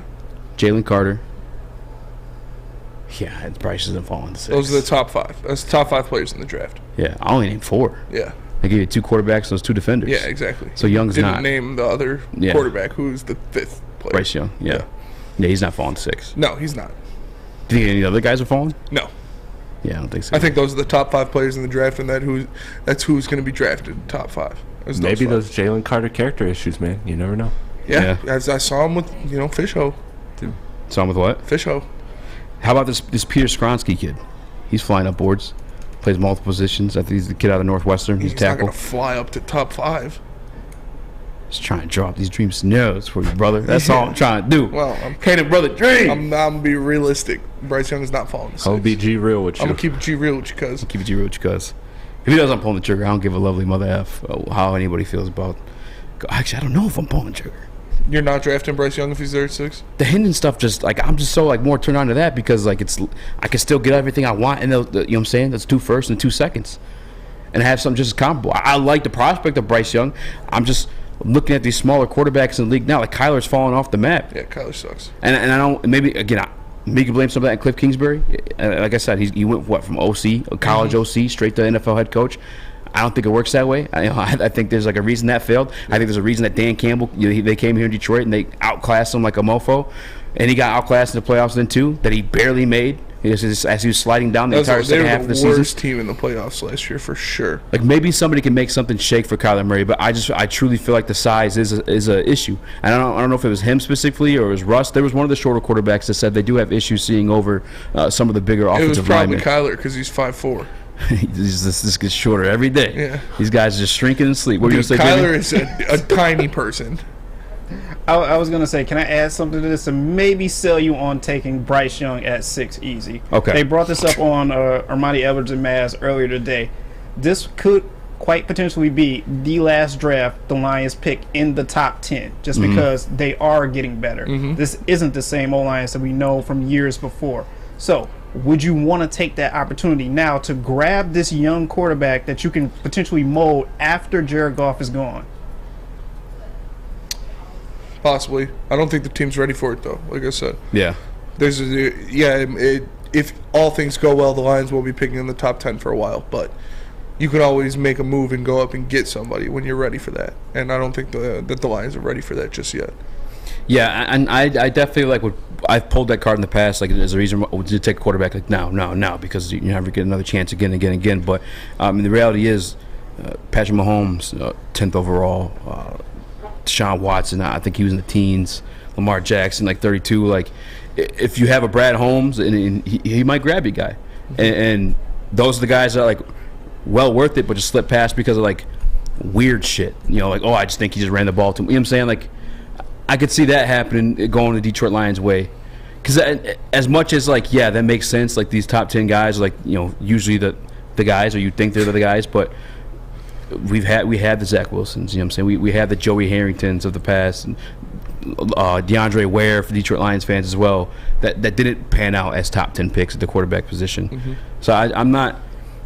I that's for sure true. You know, I subscribe to the narrative that, like, the earlier you are in the draft, the higher you have, or you could have first dibs on a guy you like, but it doesn't necessarily mean it's like the best. We got another scouting report in the Woodward Sports chat from My King Horse. Eazy, 425 pounds, 3'4", defensive back, DeVry University of Coastal Carolina. Cannot run, big head. Mel Kiper. I don't have a big head, do I? No, my head's way bigger than yours. I don't even know where to go with that one. Let me tell you about Big Boy. Because wintertime in Detroit is always better with comfort foods from Big Boy. Try their classic meatloaf or Cajun chicken Alfredo. What about breakfast? Their stuffed potato pancakes are back. They got the Lumberjack, the Santa Fe Garden, or the Blockbuster. Stop by your local Big Boy today and satisfy those taste buds. The only sports network in Detroit that starts with a W. You know, because we win. Woodward Sports, Detroit's winning sports network. When it comes to making your haircut truly an experience, there's no better place than Lady Jane's Haircuts for Men. Come to any one of our 26 Metro Detroit locations for an award-winning haircut experience and qualify for a chance to win a down payment for your dream home up to $200,000. Our precision haircut and talented stylists will have you looking good, feeling good, and give you a chance to change your life forever. Lady Jane's Haircuts for Men, open 7 days a week. Walk in anytime. It's wicked awesome. What's a winter wonderland if you can't shop, eat, and play? Lucky for you, you can do it all at the Downtown Detroit Markets, Cadillac Lodge, and the new winter version of the Monroe Street Midway, all located just across the street from Campus Martius Park. Find the fun at deckedoutdetroit.com.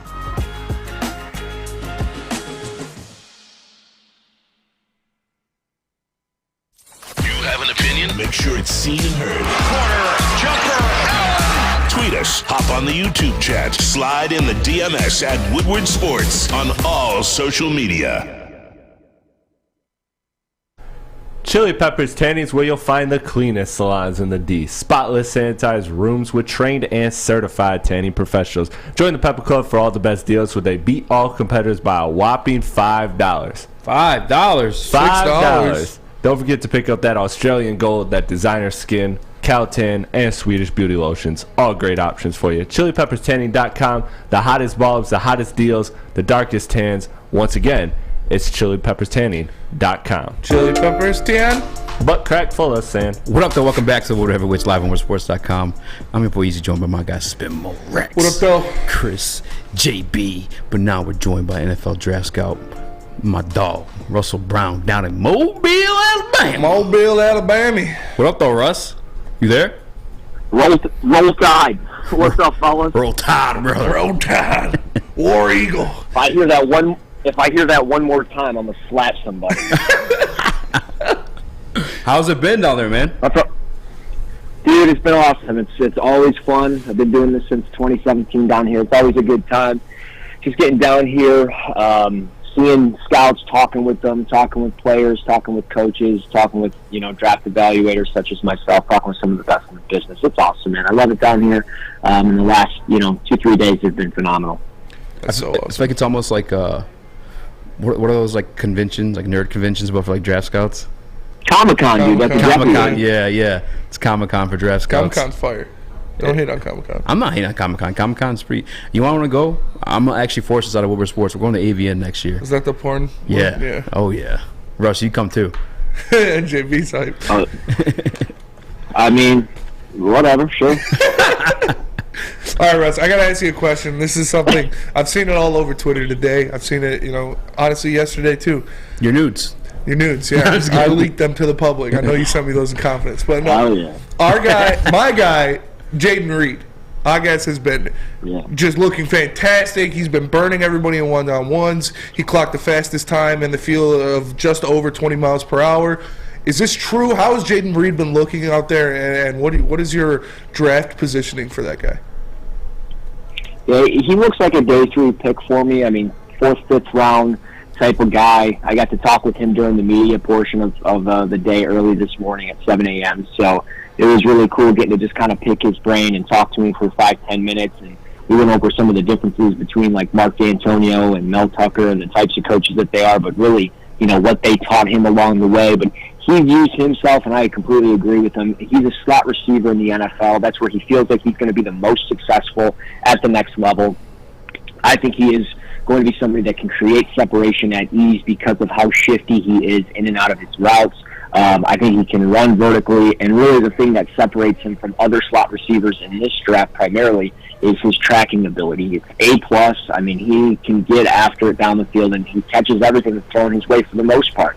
He wasn't really healthy this past year. That kind of held him back, and that's why some of the production was down and some of the usage was down as well. But he's going to be a special team guy as well. He did a lot of punt return, kick return stuff, but he's got his head on his shoulders. He's put together very well, and he has this chip on his shoulder that I think it really resonates, and it really looks like he's going to figure it out in the NFL. So I was very impressed with him today, and I think he's had a great week so far. Yeah, that's my guy. Jaden Reed, Spartan Dog, one of the most electric players I've seen play in a while. I'm excited. I just can't wait to see him play on Sundays. And like you said, the punt return, kick return stuff, when he has the ball in open space, it's just something to watch.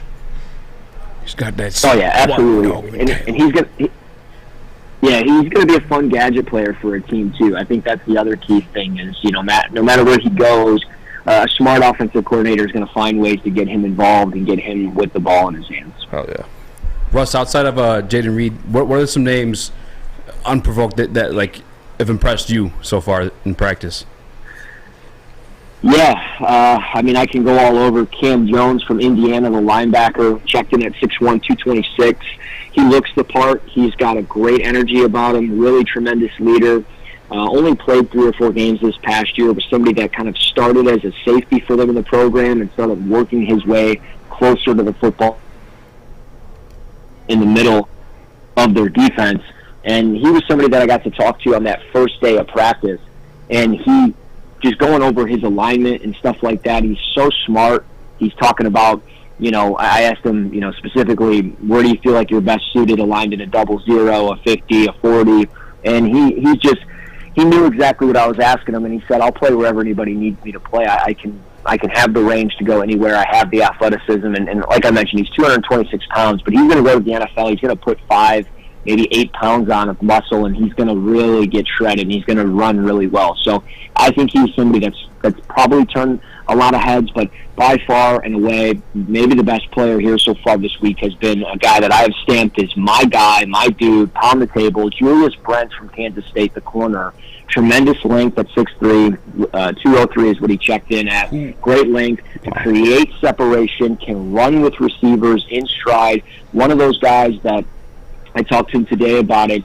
He's just so natural with flipping his hips. Like if a receiver is running vertically up the field and he flips his hips to, opens to the left to run with them, and the receiver runs a dig and he breaks inside, he flips his hips to the right and he's right back in the hip pocket of the receiver. And it's just the knowing of what a receiver is going to do and the general feel and just the natural feel that he has for the game, and he understands that, and he's just so smart, and me and him, we could have probably chopped it up for 30 minutes to an hour just talking about alignment and technique and things like that. So he's really stood out. He's lost maybe 1 or 2 reps all week, and we're talking 2 days of practice. He's played a lot of football so far these last 2 days, and I think he's probably been by far the best player here. And then just offensive line wise, I can't say enough good things about John Michael Schmitz from Minnesota. Got to talk to him a little bit today.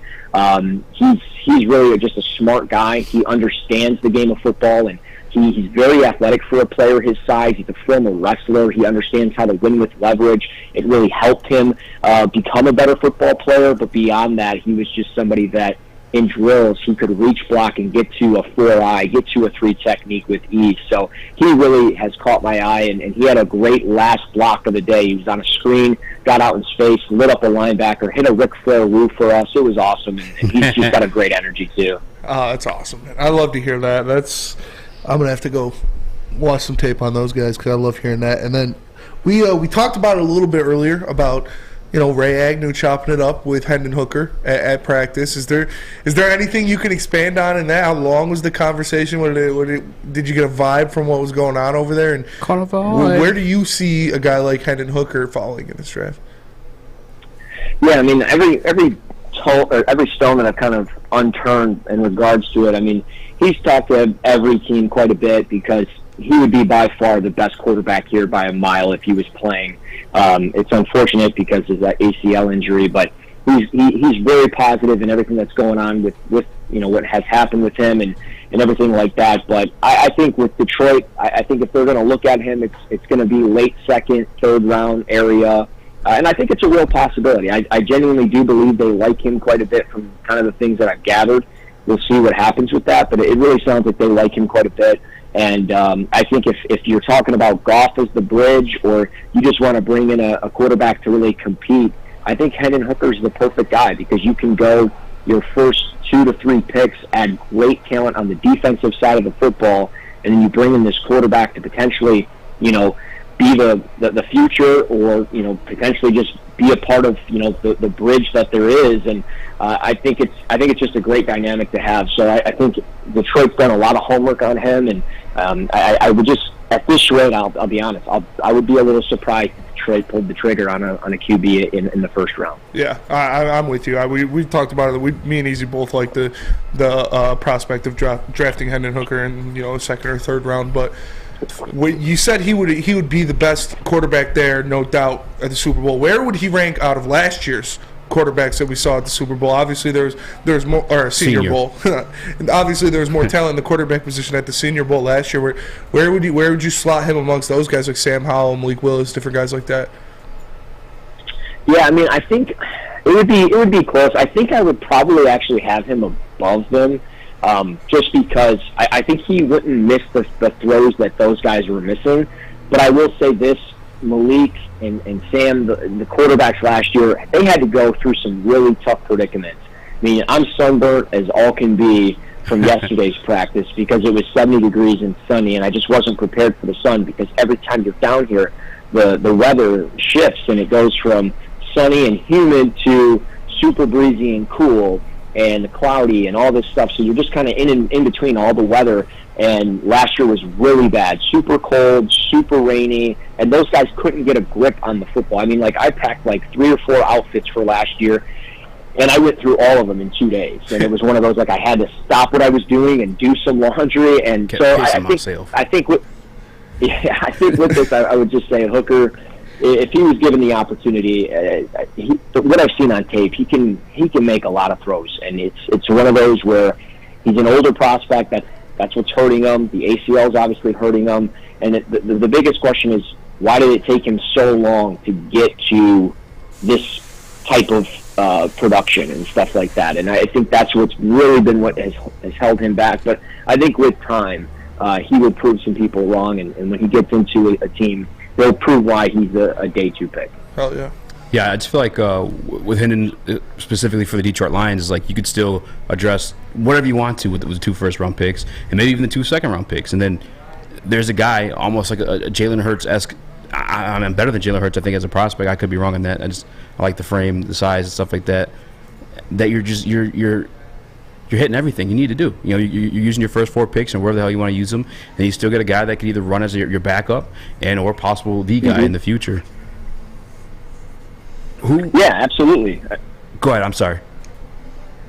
Oh no, I was just going to agree with you. Absolutely. I mean, it's one of those where you take a guy like that and you kind of prepare for the future, and you have your backup, and if something happens next year and you potentially get a stud quarterback that ends up falling into your lap, I mean, yeah, maybe you move on from Goff, you take that stud quarterback, now you have Brissett and some stud, like I'm just going to say his name, Caleb Williams, just even though he'll be the first overall pick, but I'm throwing it out there.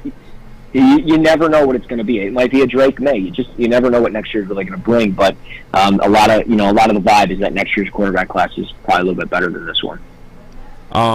Any rumors down there? Obviously, the Detroit Lions just lost Duce Staley. I don't know what the position is going to be with the Panthers, but any rumors of what's going to replace him down there, or any teams that are looking to move up for sure, or stuff like that? Because I know that kind of stuff goes down at the Senior Bowl.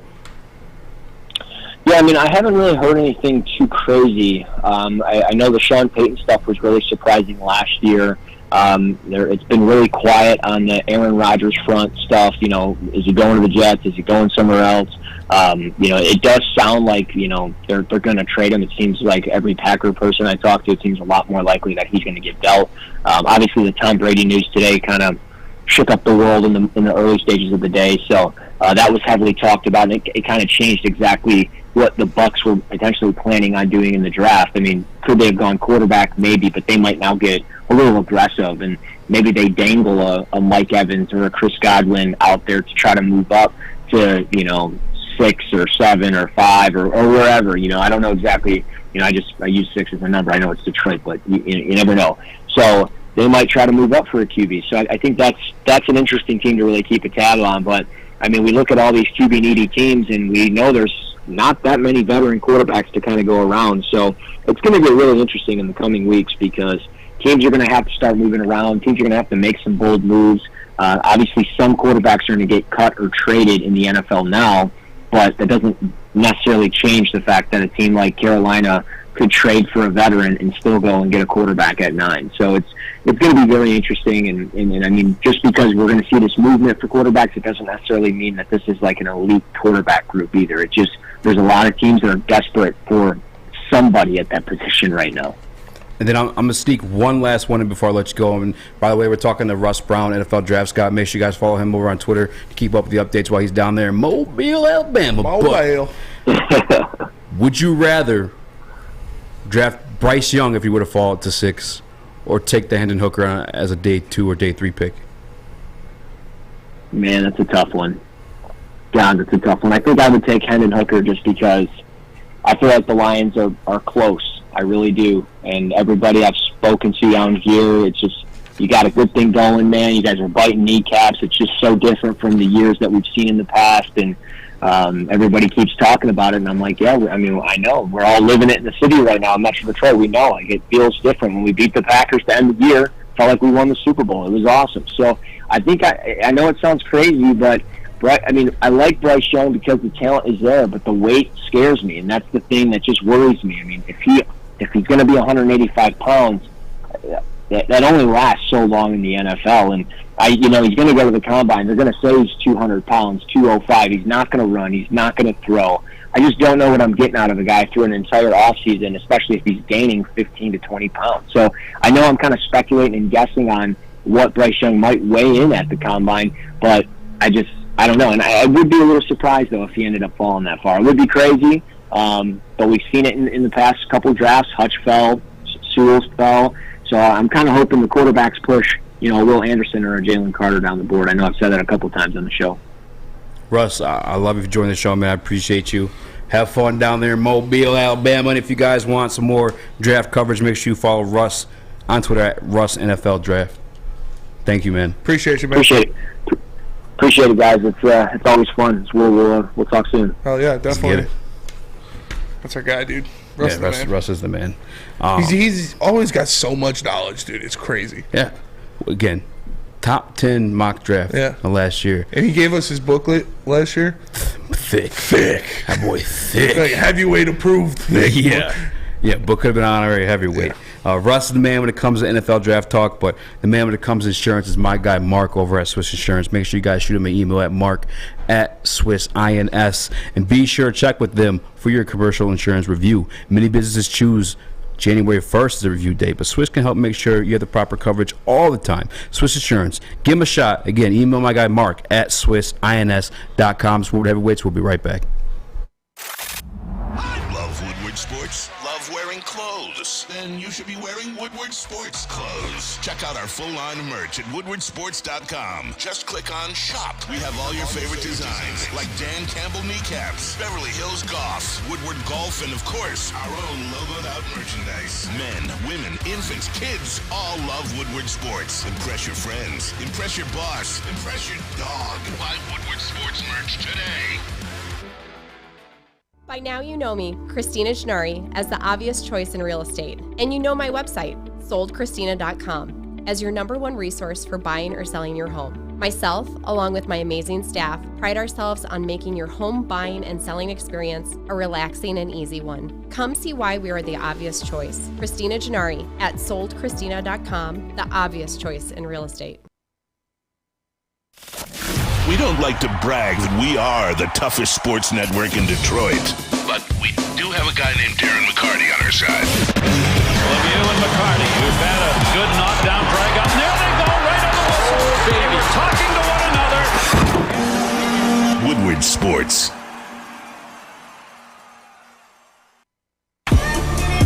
What up, though? Welcome back to the World Heavyweights live on WoodwardSports.com. I'm your boy Eazy, joined by my man Spin Mo Rex. What up, though? Young Chris, JB Smooth, along with us. We have a bit of breaking news. Nothing too major, maybe something major to freak out about, but Aaron Glenn's been requested for a second interview with the Indianapolis Colts, meaning that may not have been just one of those Rooney Rule situations. He may actually be considered as a head coaching candidate for the Indianapolis Colts. Spinny, thoughts on that? I don't like that.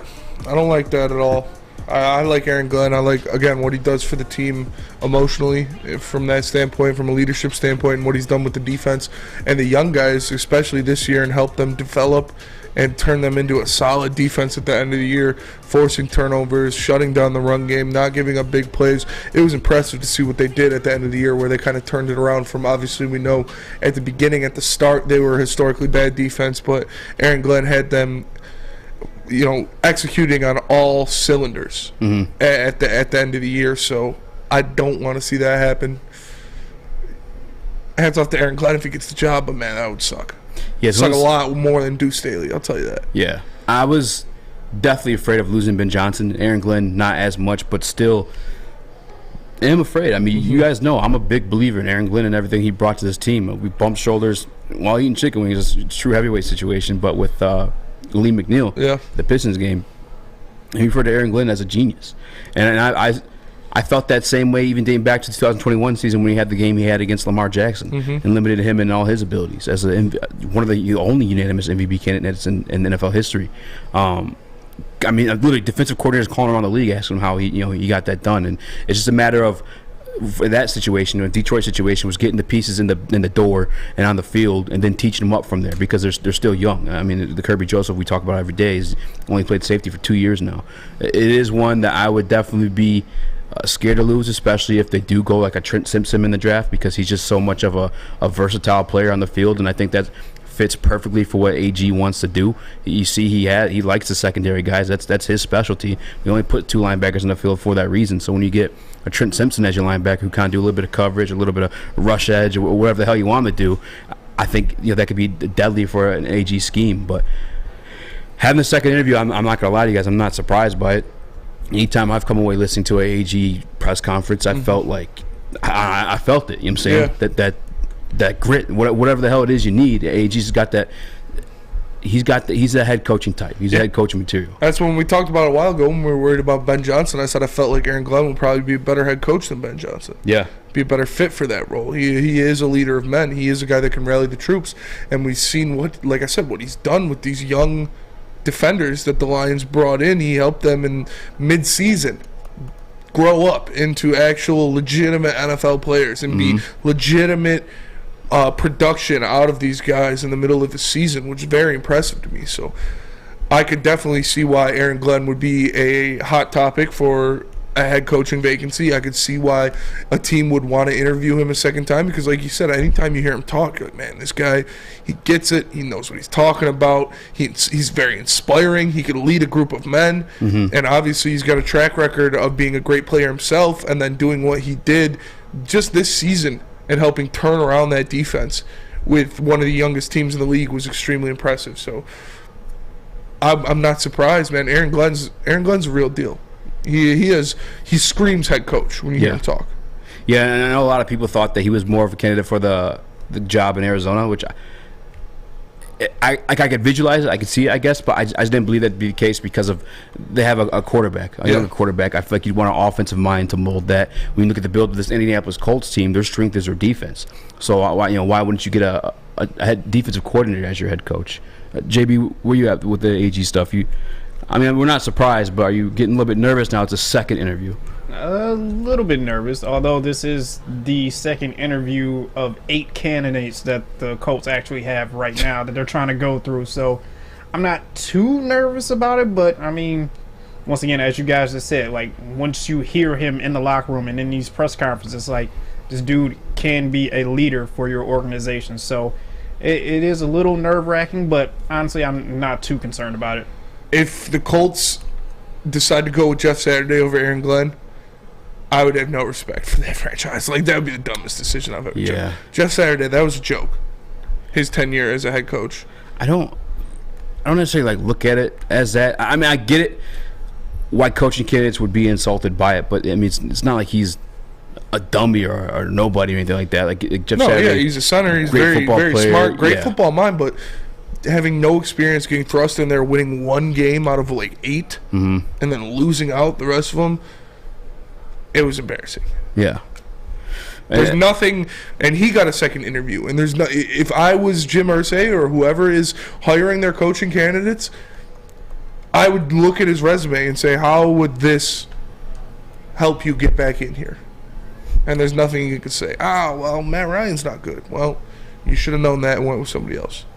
The situation with him as a head coach, I guess when I look at it, is like he's thrust in that situation due to the firing of Frank Reich, right? It wasn't like he had time to get his own coaching staff, like his offensive coordinators, like his position guys, like develop what scheme he wants. He was kind of really just taking over. Still, he was already there. He had a roster that was able to win it more than one game, especially one giving up 22 points in the fourth quarter.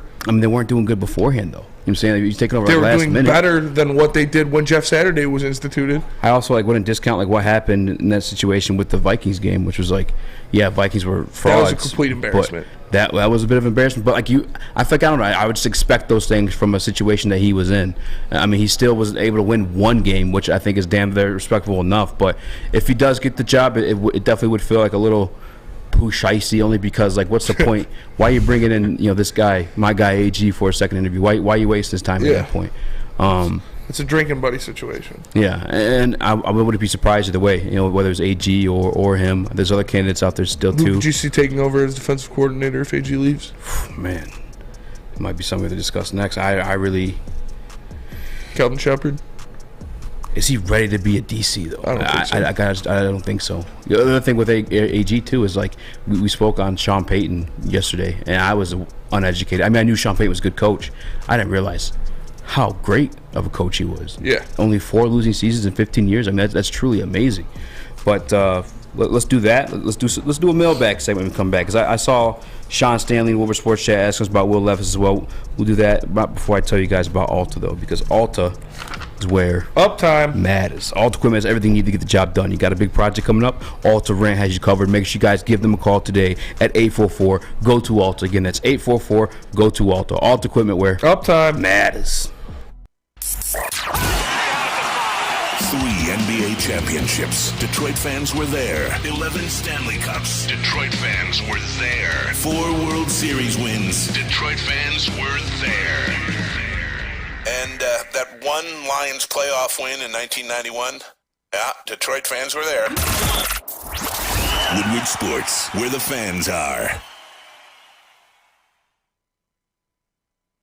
At work and at home, we're there with smarter security solutions. Featuring complete automation with customized alerts and more. For over 90 years, we've been the company that's been counted on to protect what matters most, all with personalized service and care. Right now, for a limited time, receive a free video device plus free installation with a new home system. Guardian Alarm. We protect Michigan. Make sure you download the Woodward Sports app in the App Store and the Google Play Store today. Take Woodward Sports with you wherever you go and listen live on your phone or mobile device.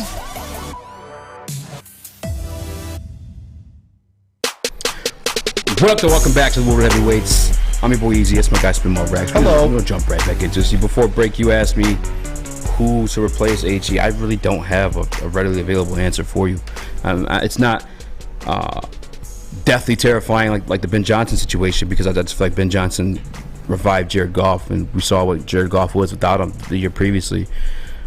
With AG, I guess maybe you could say a little bit the same thing, but it's not like the defense was lights out all year long, or anything super special.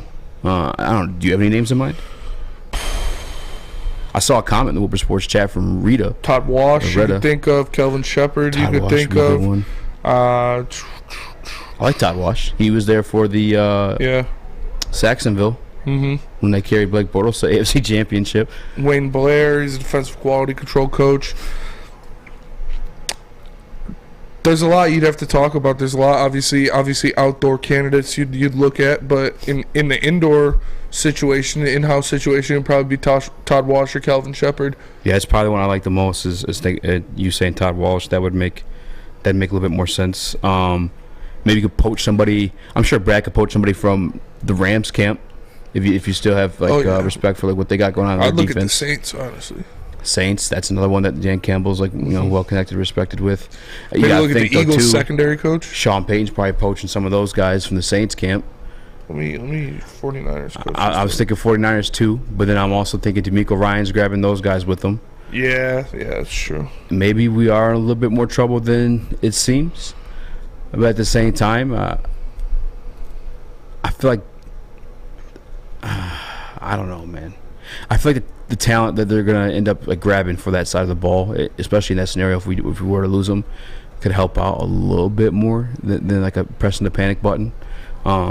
Maybe we'll make that a segment tomorrow. Maybe we'll do a little bit more homework on who we can see replacing him as a defensive coordinator, because I would like to feel a little bit more comfortable than the names I'm scratching for right now. You got anybody, JB?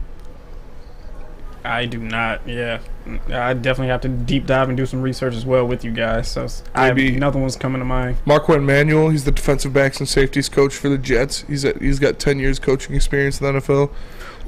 Tony Oden is the senior defensive assistant and cornerbacks coach for the Jets. He's got 19 years coaching experience in the NFL. So I'm looking at the Jets staff right now. It's Mike Zimmer. Mike Zimmer's still out there. Yeah. He was actually, I think he was a damn good defensive coordinator when he was with,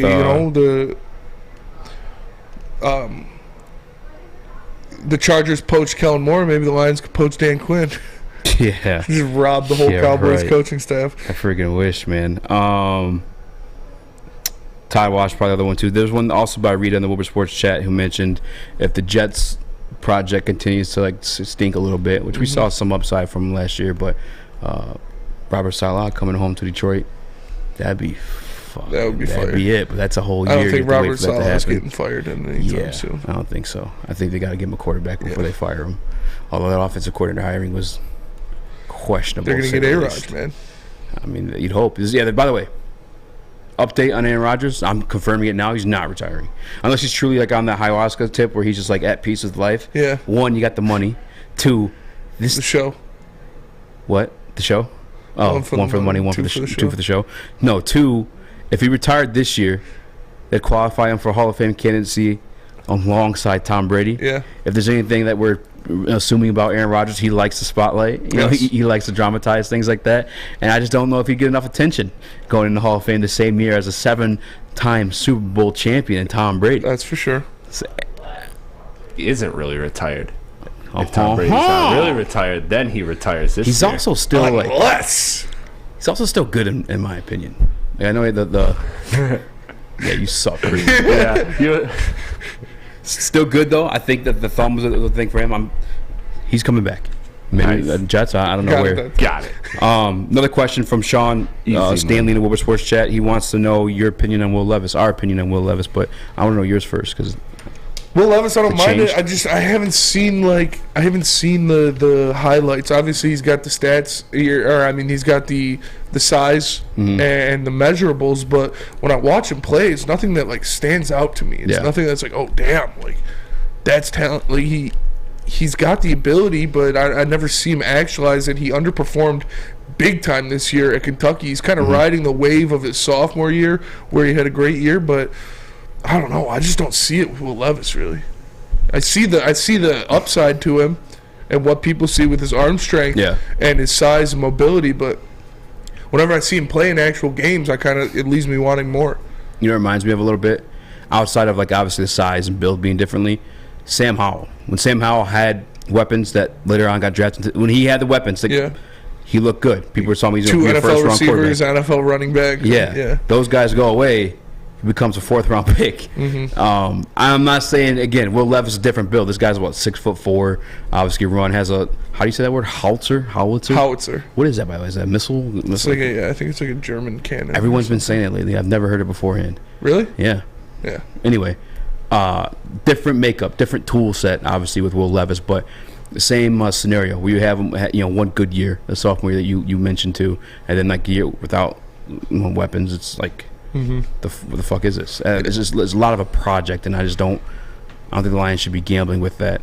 Although, I mean, if they did, that's Brad Holmes making the pick, and I wouldn't be mad at it, but I'm not the biggest Will Levis guy. Yeah, me either. I'm not in love with Will Levis. And I'd have to see a lot more about, of him actually making plays in actual games that actually matter. But maybe I'm wrong. Maybe I'm just missing out. But like I said, I can see the upside with the size and the mobility and the arm strength. But when it comes to an actual game, I haven't seen much that really impresses me. So I'll be pleasant as a defensive coordinator replacement.